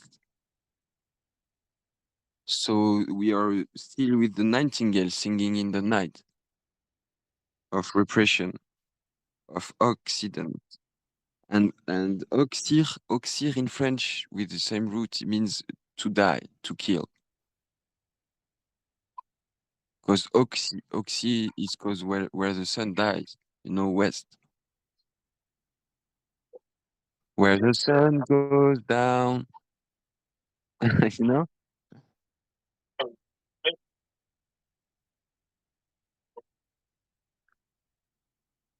Let me see.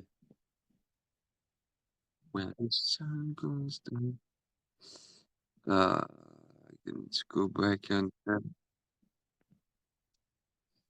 okay, Order of Saint John. Yeah, for sure. For sure. Yeah. John written like that equal 47.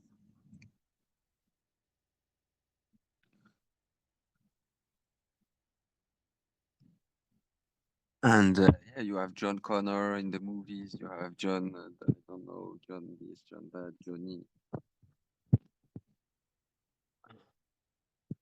And so if you go back to this is how we say in Languedoc, in the language of Oc, O-C, moon and sun, occult, the cult of moon and sun. Okay? Moon and sun, Solomon. That's why the occult knowledge refers to Solomon, Sol and moon.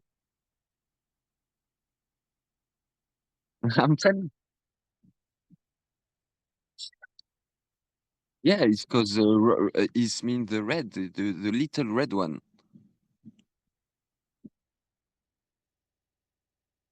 Yeah, definitely. Yeah,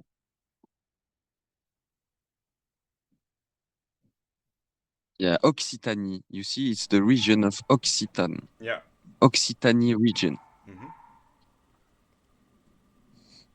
Yeah. But so what does that mean? And so So is that in in it's in dark? Languedoc, It's in the night. yeah, it's the repression. Hmm. Loguet saber. We say in it say Loguet saber. The gay knows in Languedoc. Yeah, yeah, yeah. Loguet saber. Mm. It plays with the expression le gai saber, which means the gay science. Yeah, yeah, Le yeah. gay saber, Say, had the you gay science. made that post from that Reddit post about this American guy who spoke French, who had this weird No, I dialect? don't know. Oh, wait, who had posted that? Where had I found that? Let me see if I can find it because that was pretty interesting. Because he had a very So different like I'm just French finishing. I'm dialect. just finishing with Yeah, the story.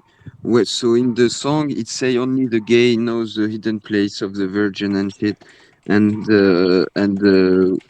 in the we will not know it until the night ends and the day came and John came, Saint John came.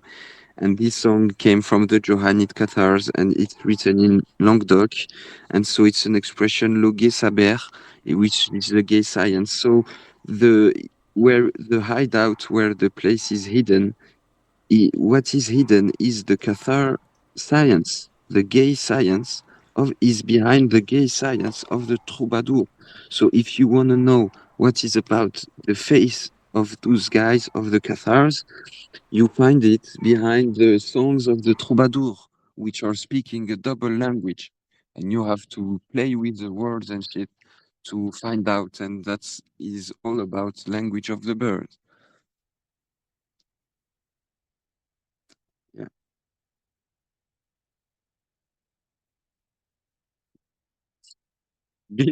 Yeah, we have a good favor right now. Right? Yeah. He's, you know, it's a Jedi. He's 20% Jedi, 20% Sith. Sometimes he identified as a as a fucking extraterrestrial, and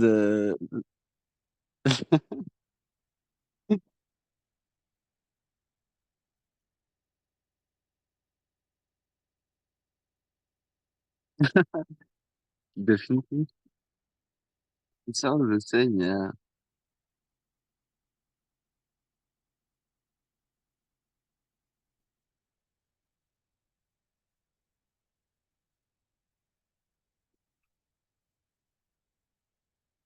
definitely, because the the pen is the sword, and the knowledge is with the pen. The knowledge is with the you learn with the pen and the writings and the alphabets and the words, and you know that letters. Look at you are an escrimer yourself.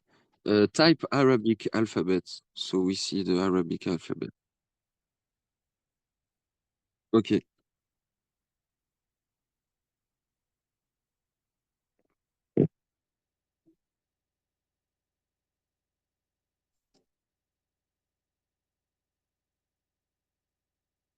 Yeah, the Oriental and the pirates they have, because the first pirates were Orientals, so they have those curved. They kept those curved swords in the legends, you know.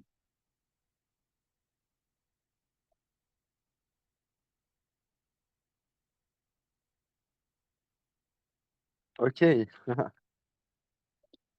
for Ryder.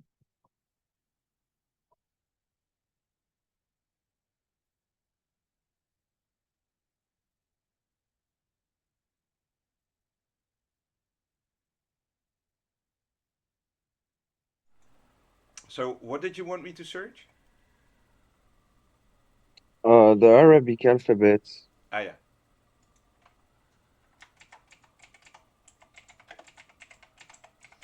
Let's see.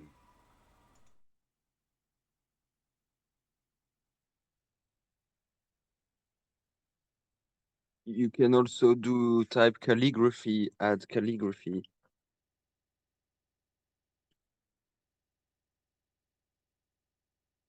But those are basically swords techniques.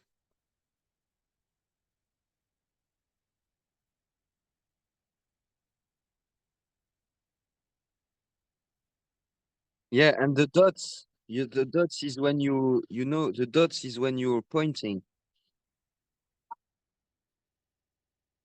piercing. Yeah,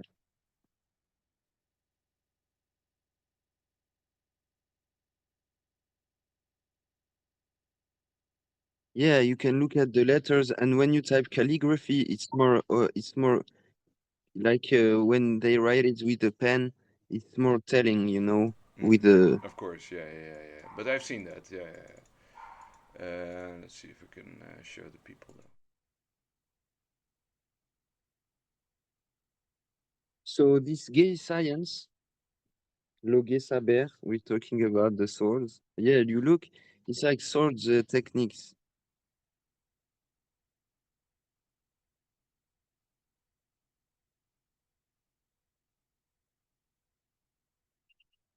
So I know you do stuff with swords. You're a swordsman, so It's like with the sword, it is generally easier to go from right to left if you're right-handed, yeah, and obviously going yeah. from If you're, left to right is you you need. see, the one like in the middle, but at the end, in the middle screen, is really telling. Like you can see, like it's a Z, like a Z cross, you know. And have you ever watched Zorro, like the old show in San Francisco and shit? And With the Z. and so he writes his name with Yeah. the swords. You know, it was it was to show us. Yeah. Zorro is He definitely writes like a his traditional, and it's pretty funny that he's like in. Wait, where was he? In Florida, right? Yeah, in Florida. Yeah, Uh, but the whole Also, show was pretty turned. interesting that he was in Florida. Actually, Dr. Longo should make a video about Zorro. I should. I don't know where they were actually, but No, they were in Florida. I'm yeah, pretty sure. Yeah, yeah, I'm pretty sure.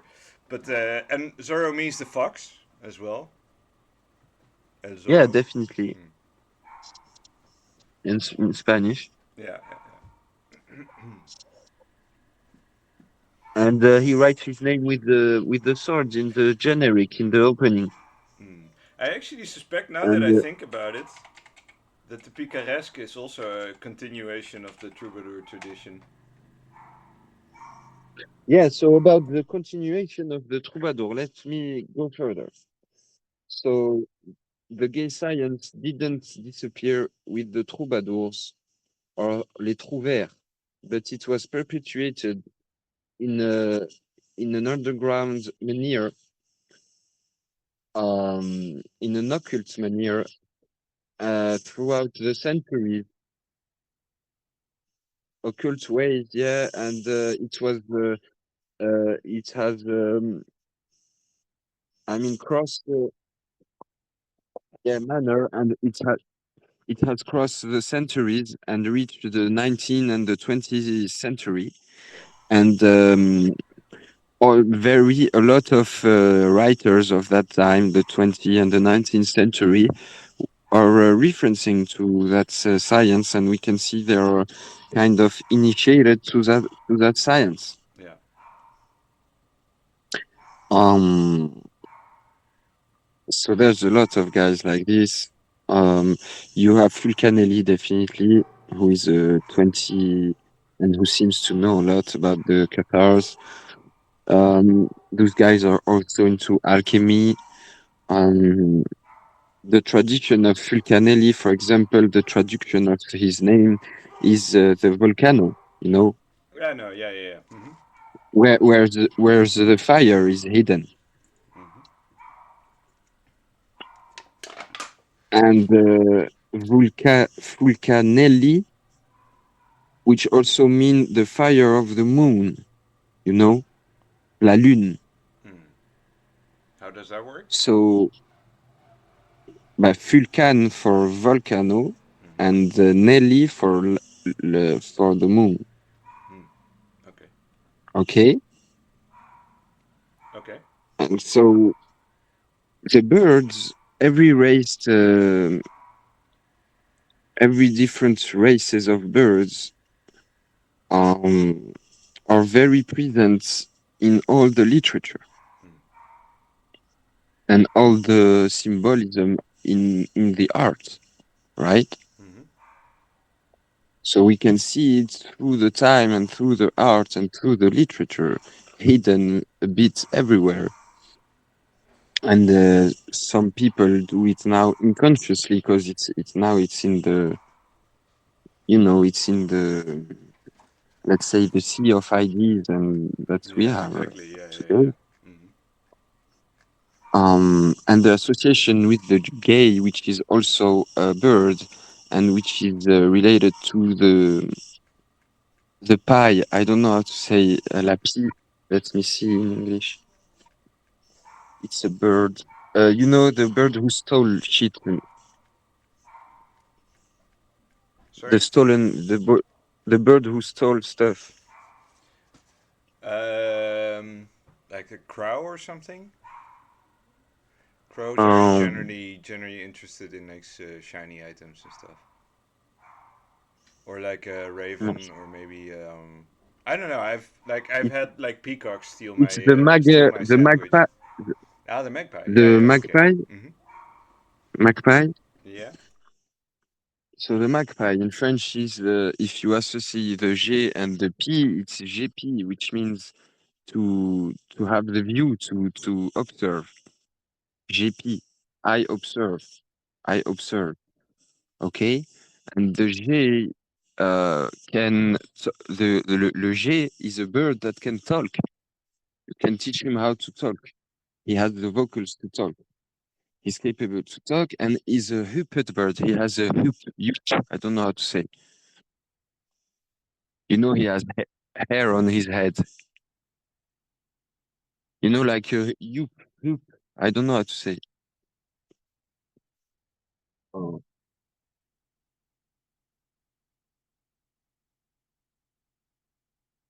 The hoopoo. The hoopoo. The hoop.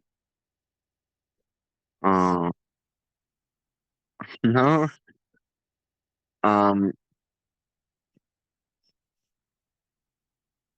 Look, I send you. Let me see. You are on what bird? Oh yeah, le G. You see? He talks. He talks. That bird talks, bro. And so, how to say? How can I say about this gay science? He's also a bird that is a stolen bird. He's a thug. He's an illegal bird. Yeah, He yeah, stole stuff. yeah, yeah. He's a picaresque bird, a picaro bird. Yeah, and in all the names of the birds, you will find a lot of science. This Yeah. gay science is hidden in the names of the bird. If you search the names of the bird, their characteristics, their habits, you will understand actually a lot of things. And, now, when you will read a poetry, a classical poetry, and he's talking about whatever race of birds, and normally you're like whatever. Now you know what he's referencing and what he's trying to tell you. Yeah. So that's helping when you're a fan of. Is definitely being aware of the our literature. Yeah. Also, in French, we say that the bird, we say they babille, le babille, babiller. A what That means word they is that? talks, Ah. babille. Ah, okay. Bab- Yeah, we say that. babille, Yeah, babel. yeah. We say that in English. You have that too. Babble. Babble. B-A-B-B-L. Yeah, to babble. B-B-B-A-B-B-L-E. And in English we say, sorry, in Dutch we say it too. Babbelen. Babbelen just means to talk, To bab to babbelen. babble. Yeah. Hmm. So Babel is come from And Babel, you have, the Tower of uh, Babel and so on, and the language and you and the have like birds. bubbles in comics, right? Where you have this bubble where they talk. Yeah. And you see how it works. Babel, Babel. And so a linguist will say, no, there's no relation between, if you stick to the orthograph and the grammar, you'll be like, no, there's no relation between to Babel and the Tower of Babel. Yeah, That's or two different, that's, or a bubble.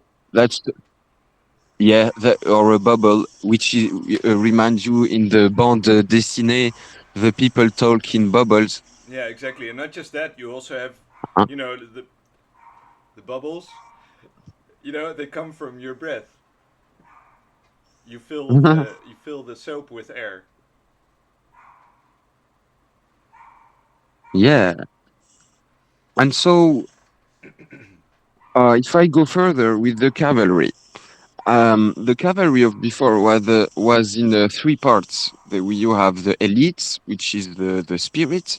You have the soul, which is the troubadour, the singers, which are singing the songs written by the elite spirits, and Yeah. the elite who knows. They write the song for the troubadour who will go song the song. They are the intermediary, so the soul, and then the body is the knights. Yeah. They are faithful. They are faithful. They know the songs and they apply them. And they're not. And you, everyone can like go through the scale of the cavalry. And so that was how cavalry works before. And it's the spirit of this cavalry. So the elite part, the head, was constituted of sages and people who inherit the teaching of the school, the Pythagorean and the Platonician schools. The whole modern Freemasonry come from that cavalry, that's occult cavalry. Hmm. That's Pierre Dujol. Pierre Dujol. You can type Pierre Dujol. Dugol. J. Pierre. Pierre Dujol with an S at the end. Pierre Dujol. Yeah, this one. Yeah, it doesn't have a Wikipedia page. This guy is here, yeah, for sure. He's the last descendant of les Valois. Hmm. No, les Valois is the kings, the French kings which were before the Bourbon. Les Yeah, yeah, Valois. yeah, yeah. He Ah, was yeah, the the House last. of Valois. Yeah, yeah, okay. Hmm. He was his last descendants. He was an alchemist, great friend of Fulcanelli, and he was part of a cavalry type organization, Wait, let me share the which was screen. called.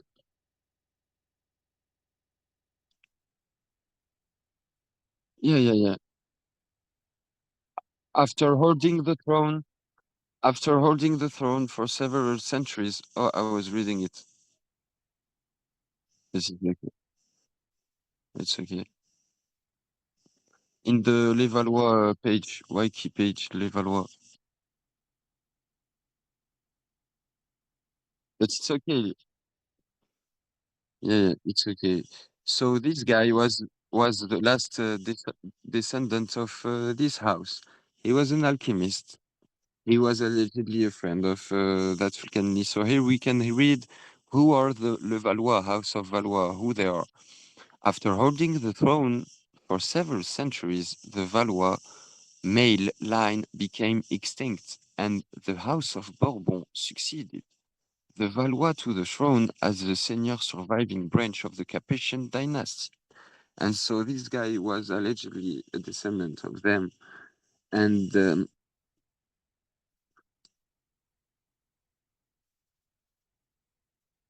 he was part of a cavalry order which was called la cavalerie du brouillard. You know le brouillard?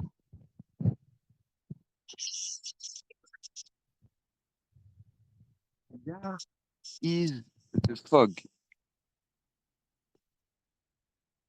Yeah, the fog cavalry order of the fog. Brouillard mean you don't see, it's a blur. It's blur. It's the pater agnostos of the esoterists, of the Gnostics. These principes, le brouillard, the fog, it's equivalent to the name, the Greek word gryphe, gryph. What you can tell us about gryph, hieroglyphs,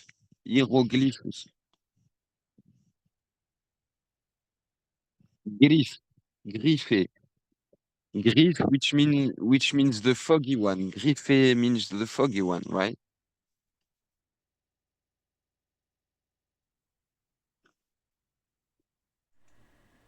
A riddle. So Mm-hmm. when Oedipus went to the Sphinx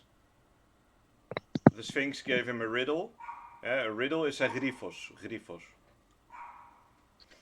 And gryphos sounds a lot like gripas. Gripas is the griffin. Yeah, the griffin. Yeah, definitely. Griffin. It's the it's So you the have the griffin, you have the riddle, you have the sphinx, which is also it's similar to the griffin. It's not the same thing, but I think there's but griffe means to make the thing blurry yeah. I mean, you also. could say so. Gryphos in Greek could be. I mean, I don't think it would mean blurry technically. No, I but could wait. now I could. Yeah, exactly. Yeah, of when course. you say Yeah. hieroglyphos, it's like you know. No, no. A hieroglyph. Hieroglyph. So that comes from hieros, which means sacred, and glyph is glypho. So it comes from glypto, which means to scale. Let's say like glyptis, for example, is like a sculptor to sculpt, right? So you have a piece of stone and you carve it, and that's called glypho or glypto. Greek, in ancient Greek, Glyptol. But it's with an So ypsilon. Yeah. the gnosis or Christian origin of Christianism Mm. was depicting a cosmic Christ, comparable as the Christ of the John's Evangelists. Yeah.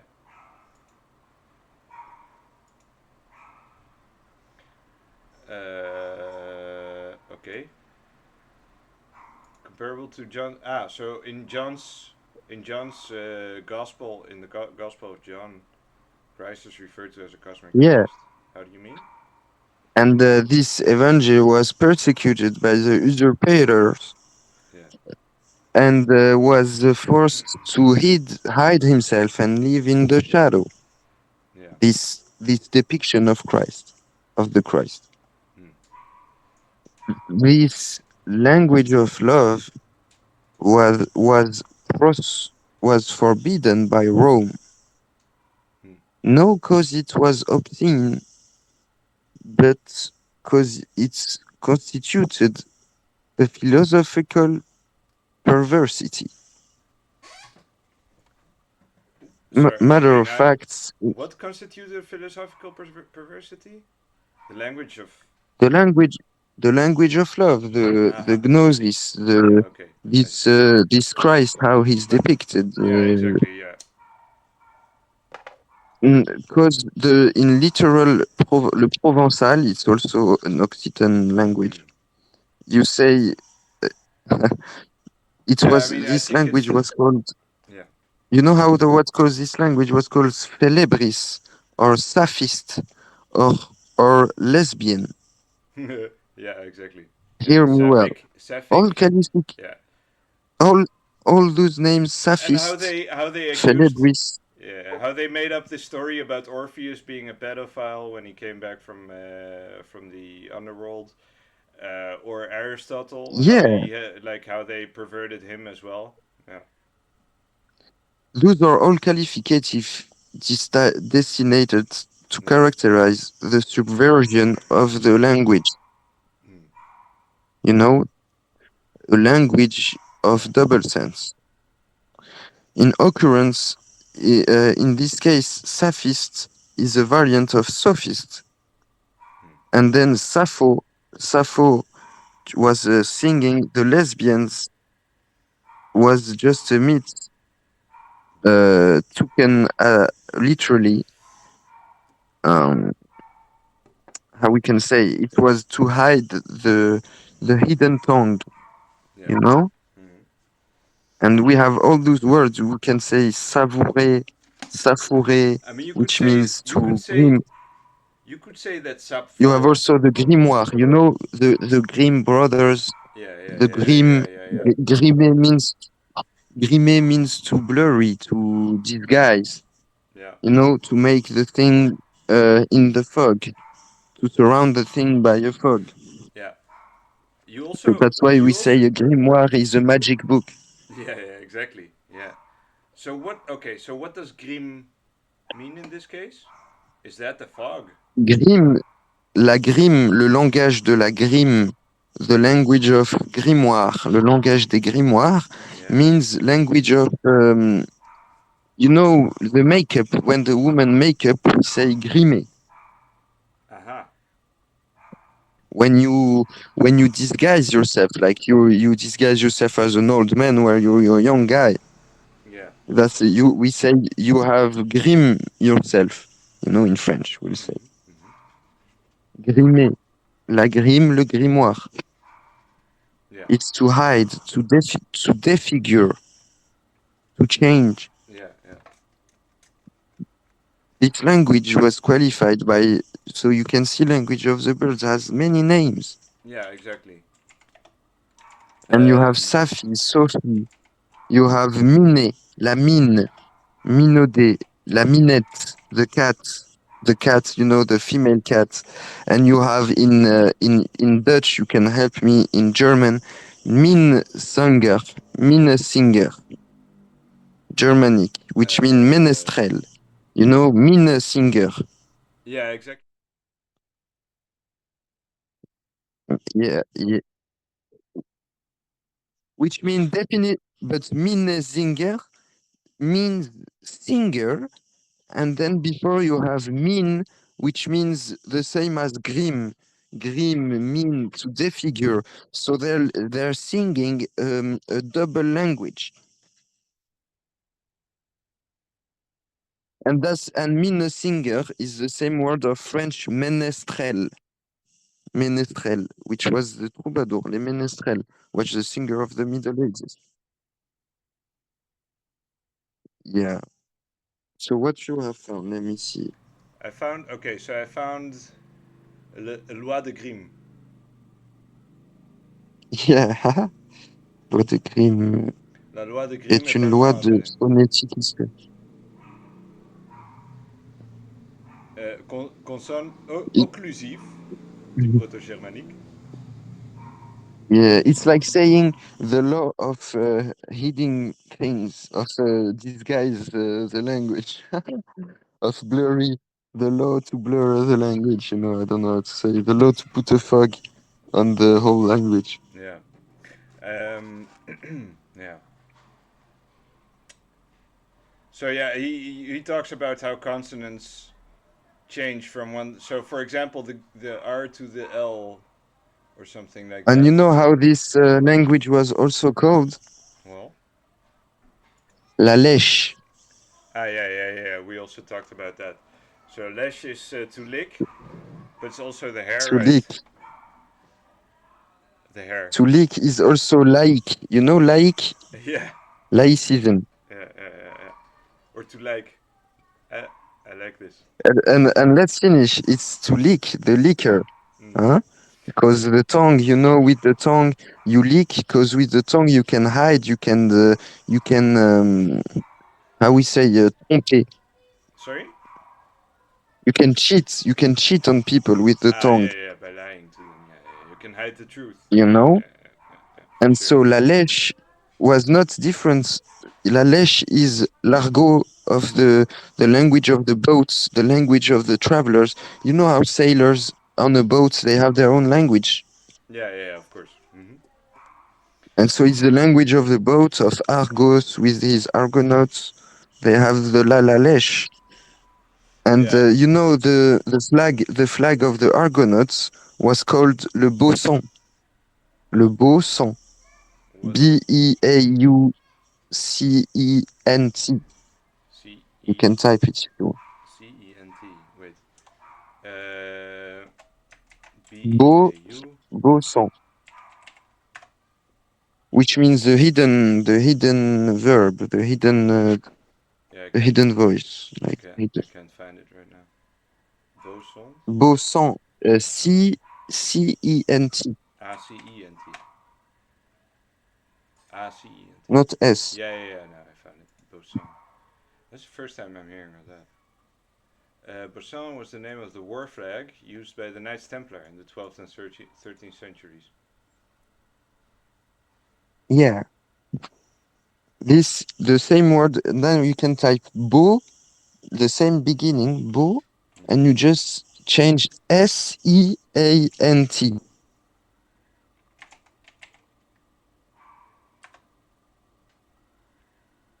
Wait.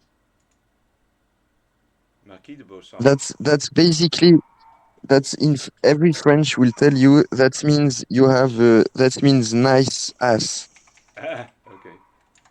So it's. nice back. Yeah. Le séant is le sillon. Le sillon. Yeah. Le sillon is the river between the two mountains. Yeah. Okay. And There was another thing I wanted to say in regards to the glyph la, term. la lèche Because, no, glyph. or Glyph. So in Greek, gli- glypto, as I said, glypto means to scale, right? Or to sculpt, right? You make a Mhm. sculpture like a statue or something, or you carve your name in the wall or whatever, right? But at the same time, glypho or glypto, the same word, acoustically, phonetically the same word, also means to lick, Glypho, but we write it with epsilon iota instead of epsilon. Okay, it's also to leak, la Yeah, lèche. yeah, yeah. Interesting, right? Uh, And yeah, very interesting. You know how it's intricated? That's amazing. yeah. Yeah. And the golden fleece is Yeah, yeah, also yeah, pretty because yeah. the Templars have a thing for the golden fleece because you also have the order of the golden fleece. Wait, I can show you that. Golden fleece. I have to change the camera again, but I forgot that on this scene where I'm sharing the screen, I don't have a mic, so I'm actually so I'll just share it and I'll switch back.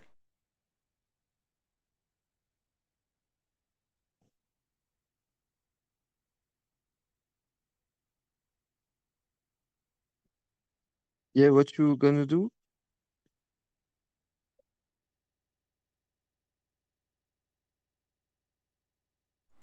Right, so you have the order of the golden fleece, and they Yeah. have they have like all the royals in their among their ranks. So all the royals that we have today are members of this order,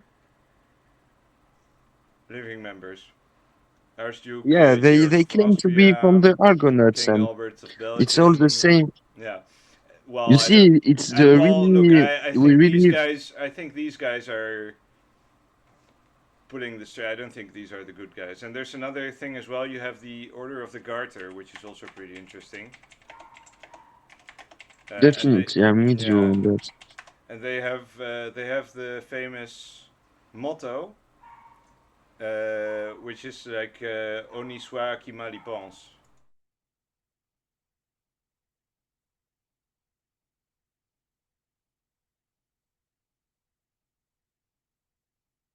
And they wear these garters sort of along their leg, on their leg. But yeah, I don't know how because they're also like also everywhere, like everyone, like all the. And so I'm gonna go further. So le Beaucéant, because I wanna make a point here. Hmm. I really wanna make a point with La Lèche and Yeah. all of that. Hmm. And the Cathars and the Templars. Yeah. Le beau derrière, le Beaucéant, nice ass, nice back, the occult knowledge, you know? Hmm. We also associate the ass with the moon, right? Okay. Right? Let's Yeah, say sure. I mean, in I French think we you should. say in French today we say le cul, Yeah. you know? Hmm. Also in old French, le cul. Hmm. Le cul in reverse, it's loose, la loose. Luc, Okay. Yeah. Luke, Hmm. look. The light is hidden. It's the hidden part, the ass for the man. Yeah. It's the occult parts, you know. Hmm. And so it's the occult knowledge. It's the light which is occulted, and it's all of that. The moon borrow her light from the sun, and it's occult knowledge and shit, you know. Yeah. And it's sweeten. It's make the you can watch the moon, but you cannot look at the sun. The moon allows you to get the sunlight, to look at the sunlight with your own eyes when the sun forbids you to look at it. So it's all the whole thing to talk about the esoteric knowledge, the hidden knowledge of the light, and it's associated with the us. That's why the Templars that were accused. Uh, One of their accusation was to be sodomites.